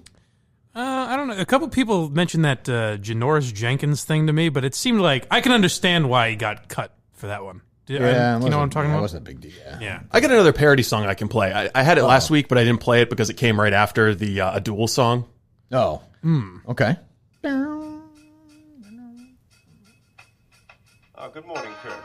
The nurse said you wanted to see me? Yeah, Dr. Drew. Thanks for coming in, man. I got to talk to you about my producer again. And Kirk, is this Big Steve we're talking about? Yeah, Big Steve. He's a fucking liar. This is by Murchison's Mouse. He called it Burgers and Brews, and okay, wow. And was there a problem with that, Kirk? Yeah, he's bitching about the fries and shit. Oh, all right, Kirk. Well, why don't you tell me about it? Already ate today. He had a giant pizza or two. He smelled it in the air. He went to Burgers and Brews. Empty stomach, empty basket. They gave him minimal fries. Well, what the hell? Just his luck. He's having lunch with the Steve murdered me guy. And he didn't hear it. The tagline read, Robin Yum. The burgers were good, but they gave They don't all work, They don't all work. They Yeah. don't all work. The two things. I think we could have done without the talking at the The beginning. timing game threw me off. And not exactly timely. That's I think also true. we might have found it funnier if it came out 2 weeks ago. I think it's another example, though, of the world we live in. Even the Minifans, great though they are, I think they're almost afraid to do a Green song. You think? Yes. Yep. Really? Maybe. Yep. No, we did. I would have thought we'd have 2 or 3 or 4 or 5 today. We got one in, but it wasn't the greatest. Wasn't from the guy from the. No, it was from one of the good guys. It was from one of the regulars. But It was on the guy who was on your podcast originally, was it? No, I don't think so. What's his name? The guy who Who are we talking who did the 4 different characters? It wasn't Darnell, was it? Darnell, no. Well, it was not let's just hope Talib Kweli doesn't find that Yeah, footage. thank God he's not exactly the DC sleuth. Joe Judge Cheezel. No, we don't need to hear that. It's not good. But I thought I wonder if there's fear. I don't know. But this is why you replace somebody in charge who's not afraid. Yes, exactly. And that's what Matt from Providence, the new president, I'm not going to say president-elect yet, but he's definitely going to be there. And if he's getting recognized out there, buckle up because it's about to happen. I mean, should there be a Supreme Court of Minifans split between Minifans and Mincels who make key decisions? Well, we got to write the Constitution first. Right. I know Mike doesn't know how many, he's so dumb. But I mean, right. That's true. Are we going to need representatives from every state? Yes. And probably country, to be honest with you. Yeah. So this is a global government? Maybe Madawaska will be a big meeting for them. They could do some family business in the afternoon after the ice fishing. And so we can talk about some T-shirt stuff. I think the Kirk Minihane Running Club shirt will be up later today, and that's going to be a good one so far. The people I've showed the art to, I like that one. Are very enthusiastic. That's a good one. I'll buy that one. But so you asked a question about the Dip in the Madawaska college fund and buy one of those. Yeah. The Kirk Minihane Show ice fishing expedition. You asked, should it be first annual? Yes. Which would imply that this becomes a regular Not imply. I'm saying it. If it's a success, well, what do you do when something's a success? You do it again. Replicate. You do it again. But I would even say the second annual one could be in Iowa.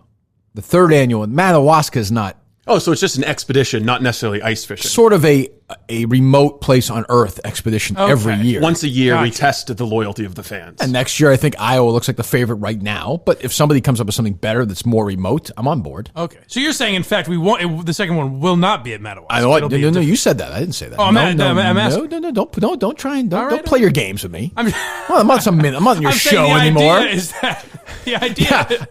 Yes, that's the idea. We would travel But around. Madawaska's a massive hit. I get a key to the city. Right. Get my kickback and all that stuff. Well, I mean, if we can make some money off it, we may do that. We may continue to do it there. All right. I mean, it feels like Madawaska is going to be a hit.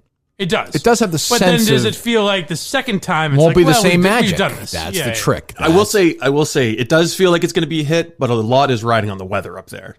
Well, it's gonna be. If it's negative 30 blizzard conditions, we'll work around it. What are you going to do? I mean, this is part of the deal. Yes. Right? Yeah. I mean, we can't control the weather. Strong though Kirk Minihane is, you can't well, it control gets the cold weather. here today, right? Not freeze, not brutally cold, but it's cold here today. Yeah. Right now, in Madawaska, I bet you the weather's not that bad. What would you guess? I'm going to say it's 16 degrees. Okay. Okay, I was off. It's 9. Pretty close, though. Not bad. But, Steve, would you say 9 degrees is a disaster? I would not. No. If it's 9 degrees out, I'll be happy. A balmy 9 I'm degrees. going to add Madawaska to my weather on my thing here. As you should. So I'm going to give you just for shits and giggles, the next 7 days of Madawaska lows. 5, 2, 4, 9, 13, 18, 16, 11, 9. Oh, it's great. It gets up there a little bit. Steve, right? 23 degrees on Saturday. Sunny. That is not bad. People can. It feels Beautiful like weather. -6 right now there. Beautiful weather. That's not pleasant. Feels like minus. Okay. That's not pleasant. A lot is going to ride on the wind, too, because a stiff wind can make it really unpleasant to be out on the ice. And it's a 13-mile-long lake, so the wind really has some runway to get going If the wind's fast. at your back, it feels good then. It's like a nice little, pick-me-up. Sunset 3:43 p.m. today. Ah, good. Jesus, that's early. So, but by then, February, we're away from the I was going to say, shortest it'll day be of the later year. then, right? Yeah. So it'll actually be later probably then, right? Yeah, I mean, in 6 days, the days start getting longer. Right. So you're looking at probably 4 o'clock, Mike, 4:15. Whew. All right. Can't beat that. You'll be off the ice I'll be by skiing then. all I over would town. think. Yeah, that'll be I would think great. you'll be off the ice by then, or drunk, I would think. Yes. Yeah, maybe both. So Steve's first concern about this trip has been now voiced. Oh, no, it's always been about the weather. Well, but what can you do about that? We're in Madawaska in February. You plan. And you can't do. Mother plan. Nature That's is all tricky you can do monster. is be prepared. So let's say it's Tuesday before the trip to Madawaska, right? Okay. I'm back from Miami, looking good, tan, bronzed. And the forecast is 26 inches of snow over the weekend in Madawaska. Okay. Are you going to cancel it? Oh, no. Okay. No, we're not canceling. Okay. I mean, you can That's deal kind with of the point. snow. We gotta go up there. We gotta man the elements no matter what. For half Well, the there year, are points these though people where deal with roads this. are actually just shut down though. Right. Then we wouldn't get in. Not the roads we're using, baby. No? The town of Madawaska is going to need be roads. plowing away for us. But you have to get to Madawaska though. Yeah, but it's all main roads. Or, I mean, we're talking basically interstate. I understand. all But what the if way it's there. 3 feet of snow? It'll be plowed. Okay. I'm in. And these people deal with this year But it's a round. 9-hour drive right now with no weather. Yeah, it'll take you a little while longer to 20 get there if hours? there's snow. No. I wouldn't put it there. You ever driven in like a blizzard? Yes, I've driven in a blizzard. Okay. Do you drive the same speed? I try to, yeah. You do not. 3 feet of snow, you do. Nobody can do that. I'm just saying. I mean, it's obviously. The Buick LeSabre was a boat. You could easily do Sure. 65 in snow. Point is, I'll be there. It's up to the Minifans if they show up or not. I mean, that'd be bad on them if they don't. Do you worry at all? We just said will it take 10 hours, 11, 12. Do you worry if you're coming up Saturday morning, you may not make it That's true. in Show certain mu- weather conditions? I'll be there. The show must go on. All right. I predict, by the way, the weather will be, just a prediction, balmy by that time of year standard, like 28 degrees. That'd be nice. You're betting on some global warming. Well, I think like sort of like the vigil. Pretty nice day. Can you even ice fish when it's that warm, folks? That's you know? the question. How 10 feet of ice? What are we talking about? I think we'll have 3 feet. 2.5, 3. So you're fine at that point. Yeah, you can walk on 2 inches of ice. Can you drive your car on that? Car is 10 inches. Wouldn't is recommend what they it. recommend. Food truck cannot roll in there on that then? Probably not. Okay. All right. Well, fine. Any updates on the trip other than that or no? Nope. I'm supposed to have a call this week with some of the economic development director from From Madawaska? From Madawaska, yeah. Really? And the town manager, yeah. About what will be on the very in-depth. What will be on the docket? Area restaurants and bars and how they want to cater to the Minifans. Because the Minifans are going to be. I think there's going to be Minifans who don't have tickets who are going to be there. I think so too. I've gotten that vibe. Yeah, I think there's going to be Minifans there just looking, just hanging out. And they're making a weekend of it. They're going to be there Yeah. Friday night, Saturday night. I think you'll see some signs at area establishments that say Minifans welcome. Good. And That's there'll a be nice change of pace. some specials designed around them. But Will we get those mostly in it's New just York? about. What do you think? What's that? Will we see those I signs in New don't York? think so. No, I do not. It'll mostly be about coordinating the plow, where we're going to set up our base camp, that kind of thing. Okay, how about the key to the city, most importantly? Yes, that's on there. Good. Okay, excellent. Good. Plenty of cheese up there as well. Smith's Country Cheese. Oh, yes. SmithsCountryCheese.com. They are back again this week. We love that. Cheddar rather, Havarti, farmers cheeses, cheddar cheese sticks, homemade artisan cheese, award-winning farmstead cheese. And I love the tweets from the personal touch from this company. You've seen these over the weekend as well. People say, oh, I forgot this. Can we add this? They call you right back. They take care of it. That's the nice thing about working with these companies that aren't massive yet, but are loyal and understand the loyalty of Minifans. It's been a great relationship. We love them. We love Smith's Country Cheese. SmithsCountryCheese.com. Click on the shop tab to order all your custom gift boxes this holiday season. Everyone's doing it. Order online using the code KIRK for 10% off all gift boxes. 10% off. And tell the local shops or grocery stores that they don't carry Smith's cheese. Get the fucking shit in gear, please. SmithsCountryCheese.com. Minifans, it's your last chance here before the holidays to get some nice cheese for your holiday parties or for gifts or whatever you want. SmithsCountryCheese.com. The code is Kirk for 10% off all gift boxes. Oh, one other thing that we haven't hit on is the Weinstein stuff. The interview that he gave to the New York Post. And he's putting out pictures of him hooked up to an IV bag. Like, no, trust me, I really am sick. He's not doing well. It's just, this is how it ends for these guys, right? It just doesn't end well. Do you think he has it in his mind to make a comeback? Does he think that? I hope so. People are going to be a good landing sympathetic? spot for him. He's going to, what was the name we settled for it?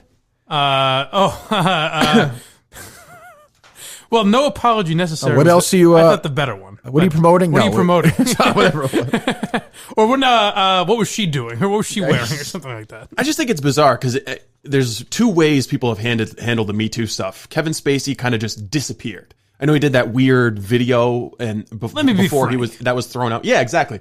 Very bizarre. But for the most part, he's just disappeared. Harvey, it really seems like thinks he can make a comeback here. It's very strange. Do you think he's like very much encouraged by the $25 million settlement? I guess, but he's talking about how Gwyneth Paltrow got money for these roles and how he did Transamerica. Listen, you got your money. What are you bitching about, I say? Attaboy, Harvey. I mean, he might think so, but nobody would ever work with him again. No, he'd be So it way doesn't too matter. toxic. Yeah, it doesn't matter. But do you think he's like thinking of movie ideas? Is he writing scripts? It's just amazing. I know I'm naive. So I can be naive. Even I can be naive sometimes. I look at this. I'm like, how's he getting out of jail? You raped like 30 women. No, and it's not like it's public. It's just crazy. Like why is Bill Cosby in jail and he isn't? Well, the Cos got a raw deal. That's why. I think Harvey's got better attorneys. The deposition that Cosby gave in what was it, 2004? Yeah, the Andrea Constant. Yeah, that was really bad. I don't think Harvey has anything like admitting in his own words. Well, there's tape. Yeah, there's the undercover tape. Right. I mean, I don't know if that would be admissible, would it? No, but I mean, how do you think you do under questioning? Not great. Not great. And also, Cosby's yelling in the courtroom and walking out, going, "Hey!" I don't know. I don't know how seriously he took it. But it's amazing that these guys, like, all of a sudden he's got a wheelchair walker. It's just funny. It's like it's the Ted Kennedy thing, right? Yeah, it's just kill as much as as much as there are victims. Harvey, it's killing him it's too. Not fair. All right, it's not fair to Bob and Harvey. Yeah. It's just not. But no, I can't imagine anybody.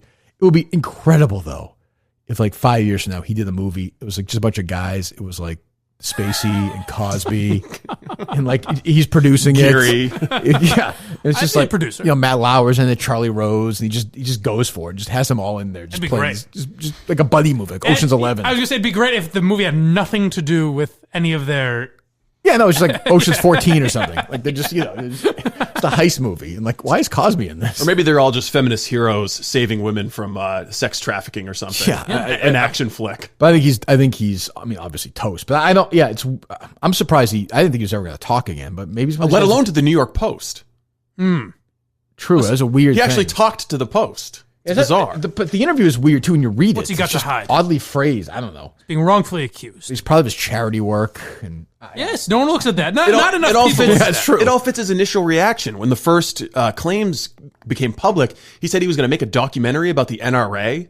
Yeah, that's right. And that was somehow going to exonerate everything he's done. That's what these people are just not connected to reality. Well, you bring up a lot of names here. I don't think you guys realize Kevin Spacey's gay.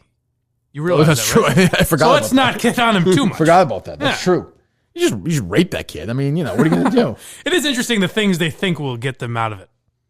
Oh, we got big news too. Evan Roberts and Joe Beningo are officially replacing Yes, Wow, it's about time. In the midday show, Maggie and Moose, whoever the hell, who is Moose?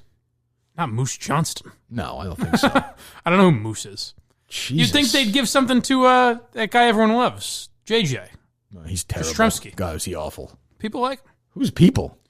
I don't know. Francesa. Oh, terrible. Yeah. Jeez, another electrifying creative hiring by Intercom. Yeah. Jesus. I'm curious to find out who Moose Mark is. Malusis. Oh, God. He's still around? I have more respect for Moroso than I do for Cullinane. Say that. Oh, man. Why not? Oh, gee. It's amazing. There's no fucking vision ever. Ever. No, I mean, Beningo and Roberts will be fine. It'll just be the same. Yeah, but I mean, it's not going to change. But I mean, they'll compete with. They'll be better than Michael Kay. Sure, I guess, but it's not going to revolutionize. Like they need this business. That business more than any business in the world needs change. Yes. Like I mean, yeah. The obvious. We said it a million no times. KFC. KFC would have been Didn't get great. the job. That would have been change or something like that. Try to think of something outside of that. So you see, I try to be more flexible as I get older with this stuff too. I don't even know if you were paying attention or not. So this weekend in Australia was the President's Cup in golf. Yeah. So it's the United States versus, not the Ryder Cup, it's versus the rest of the world outside of Europe. That's the tournament. US won. So at the end of it, Tiger gave a fist bump to Trent and slapped Frankie on the back or something. And all the old golf blue checkmark guys who were there were shitting. You see this? Yeah. We're shitting all over. They're not neutral, independent journalists covering golf. Now, there's part of me that truthfully understands where those guys are coming from. Just being honest, only in this regard. So they get credentials, they treat like members of the media. I don't really care. Like, anybody can be there. It doesn't really matter to me. But if I asked Riggs, hey, like, he loves Tiger Woods, right? You have a story, cold, 4 different sources. Tiger Woods has been using PEDs. Oh, he wouldn't say it. Yeah. He wouldn't say it. Yeah. That to me is. Well, I think he would admit. Oh, I know, but have they ever broken news on foreplay? But I think they might, probably, but I think it's more people they like, and it doesn't make people they look bad. Like, they like Tiger Woods. If they knew Tiger Woods beat up his girlfriend, they had it. They had a police. They wouldn't report it. Yeah. That to me is like, but then at the same time, like, maybe I'm just being an old, like, I don't know, but that's my issue with that. I don't really. I would say, is that the qualification to get it? No, but I just think it's an interesting conversation. Yeah. I would think that some of these older guys should be like, hey, you know what? We might not understand what they're doing, but it's a hugely popular podcast I agree. that's bringing young people totally agree with into that. this No, world. I agree 10 million %. It's like good for my job as a golf journalist. And by the way, the golf beat is is the biggest blowjob beat on earth. Like, they suck these players off like crazy. So the idea that these guys would be finger wagging like Trent and Riggs, who enjoy the game and are promoting the game to a really young audience that would not be paying attention to it, is short-sighted on their part. You're right. But if it was girls from whatever blog, like popular, they would never shit on them. They would never shit on them. Right. Never.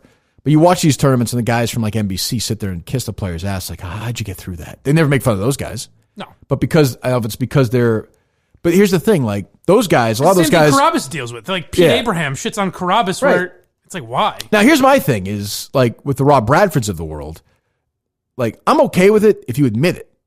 Yeah. Like, Rob won't tell you he's a player kiss ass, but they'll just kiss their ass. Like, Carabas just says it. So, like, how mad can I get like a Riggs if he's like, yeah, I like Tiger Woods? Yeah. Like, what are you going to do? Be like, you know, you should be more of a hard ass. Well, they'll make fun of themselves. Maybe I'm wrong, but they'll even tell you, I probably would sit on that story. Oh, I think they would for sure. They would admit it, I just think that's interesting. That's all. That part, that to me, I don't want to make the argument for these others, for the blue check marks. That's a better argument than, hey, you're a fanboy. Well, like, no shit, they'll tell you that. Do you think they'll have any of those critics on? Well, I saw one of the writers, the guy Jeff Shackelford, was like, not that they ever had me on, and Riggs was like, well, of course we'd have you on. Of course they would. Like, absolutely. So, I mean, it's also, you could say, well, where were these guys?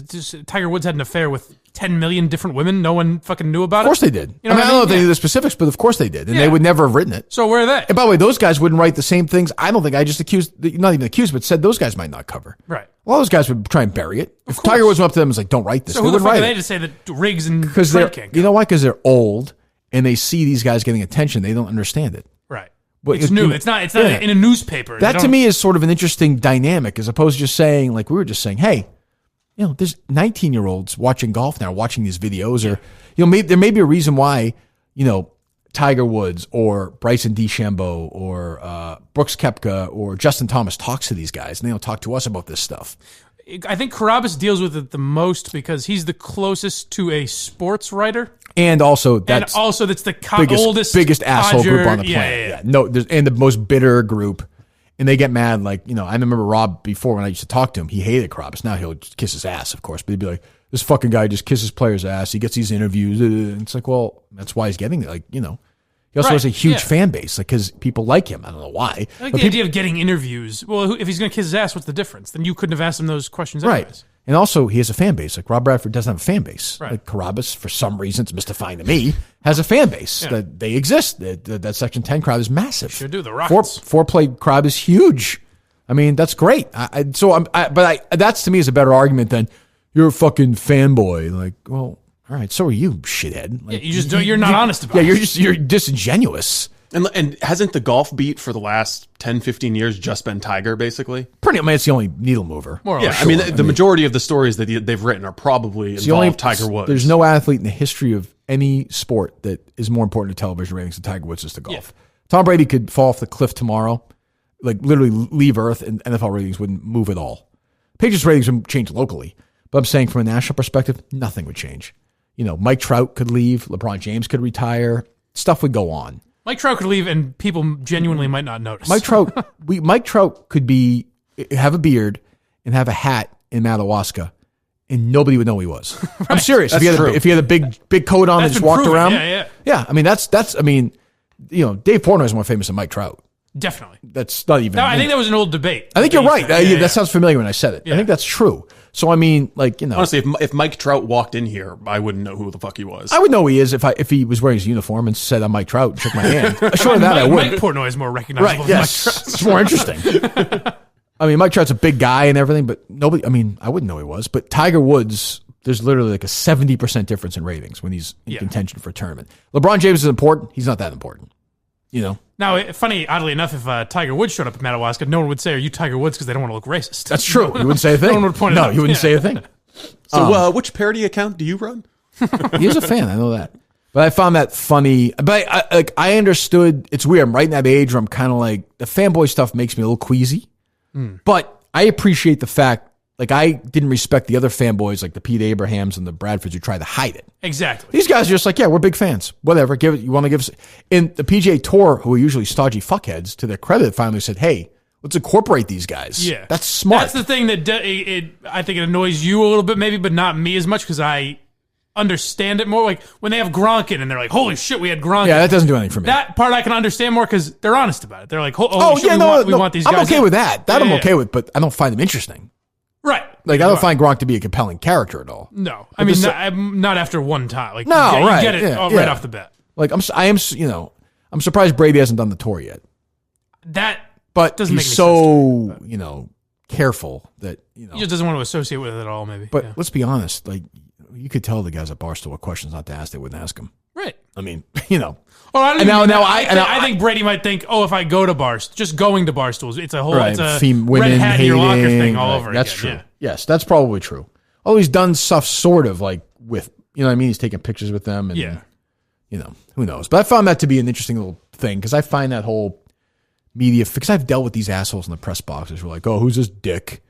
This guy's an asshole. This guy kisses players' asses. This guy's not a real beat writer. Like Bradford, for example, he'll never say it now because he's a pussy. But he bitched the Red Sox about Carabas. Like he helped Carabas. He was a factor in Carabas not getting a press credential. Oh, really? Yeah, he was one of those guys because he's a fanboy. Like, so what? Yeah. Like you're fucking people from RedSox.com. What do you think they are? What do you think EEI is? Yeah, I mean, for Christ's sake. I mean, Rob Bradford's never written a thing in his life that couldn't go on RedSox.com. I mean, Bradford, I like the guy more than you do, but Bradford does podcasts with Joe Kelly and fucking and just Justin sucks Pedroia. them off. Yeah. I mean, there's no difference, but you're literally an MLB.com writer is in there. He's paid by the fucking. What do you write something negative? If the Stephen Wright story beat up his wife or whatever, Carabas wouldn't report that. Maybe if he had it first, maybe he would. I have no idea. I know Rob Bradford wouldn't write it. I know MLB.com would write the story if they had it. They'd bury it. So that's my thing. I know I'm repeating myself, but it's more the fact that these guys are like, Here's the worry, though, maybe. Look at how successful foreplay is in that world, right, and introducing golf to a much younger audience than it's used to. Mm-hmm. Does that start a world where that's everyone in golf media? That'll start a trend where people want to just have golfers on and do the shit that foreplay. But you know what though? No one's going to be there to ask questions. Yeah, but you know what? There's always a place for good reporting. Yeah, there's always a place for a good story. There just is. There's not. It's changed. It has to be somewhere else, not traditionally. But someone's got to break news occasionally. Right. And by the way, guys on Barstool break news. Carabas breaks news. He breaks more news than any other Red Sox beat writer. He's plugged in. He has sources. Yeah. So I mean, but he's not going to write negative stuff. Yes. And I think he would tell you there that. was like a GM and a sideline reporter or something. For like example, that. He would never write that. Yeah. But I think he'd tell you that though. Yes, he would. Isn't it just the same thing in politics where it's just access journalism? Yeah. Like Carabas doesn't want to write something negative about the Red Sox because his sources will say, well, I'm not going to tell you about the next, insight into a trade deal or something like that. Carabas is like Olivia, what's her name? Olivia Wilde. Oh, he's Scruggs. Yeah, and John Henry was like John Hamm. Blew him in the back of a car for that big, story. Now Score got hired. Yeah, I mean, I don't know, but But I remember all the Red Sox beat writers. Remember when David Price's press conference happened and he like said hey to Carrabas and smiled at him? Yeah. Those guys were so That mad. But infuriated you know what that was at its core? They wanted him Jealousy. to say hi, Pete Abraham. Jealousy. Yeah. Also, they can't, privately they'll say how much they like these, but publicly, it's just total frauds. Of course. So also, they're taking golf journalism so seriously. Like, there's something kind of funny. But it's journalism. I get it, but it's... Well, here's my thing though, Steve. Like, if I was there, if I had been covering the PGA Tour for 25 years, I'd like to think I'd still take the job seriously, but be able to say, hey, these guys are kind of funny. They're by the way, also self-deprecating. You can shit on them, make fun of them. Yes. They'll make fun of me. And it's also, guess what? Better for my brand. Right. Is a 48-year-old or 52-year-old golf writer. I'm not some stodgy old fuck. Instead, I'm a stodgy old fuck who's a stodgy old fuck with these guys. Yeah. That doesn't seem that hard to me. That's the amazing thing. Like, the Barstool guys are pretty genuine for what, you know what I mean? All Like, nice guys. Shit on them all you want, but they are pretty genuine, more or less. There's no more bitter group. Pete Abraham is the perfect example. Media, it's true. Then the Sports media, especially beat writers that have to travel around, and yet they'll write these stories that are like, oh, the Red Sox junior announcer day is one of the greatest days. And they'll be, oh, what a wonderful day at the park. They're Yeah, so they miserable. To be these cheery guys, and they're just miserable assholes. Total miserable fuck. So I found that dichotomy interesting. Hopefully, one of those guys goes on foreplay this week. I'll ask Riggs if I see him on Wednesday if that's going to happen. So I don't know. Not that I'll talk to him. I'll talk to anybody there. Anything else for the show today? Or are we good? Would you like an update on what Talib has been tweeting? No, I don't care. Because he's still tweeting at you. I'm good. I'm good. Let the Minifans handle that. What else? Anything else? No, we'll be back tomorrow. This was pretty reprehensible. I don't know how it can be anybody's idea of humor.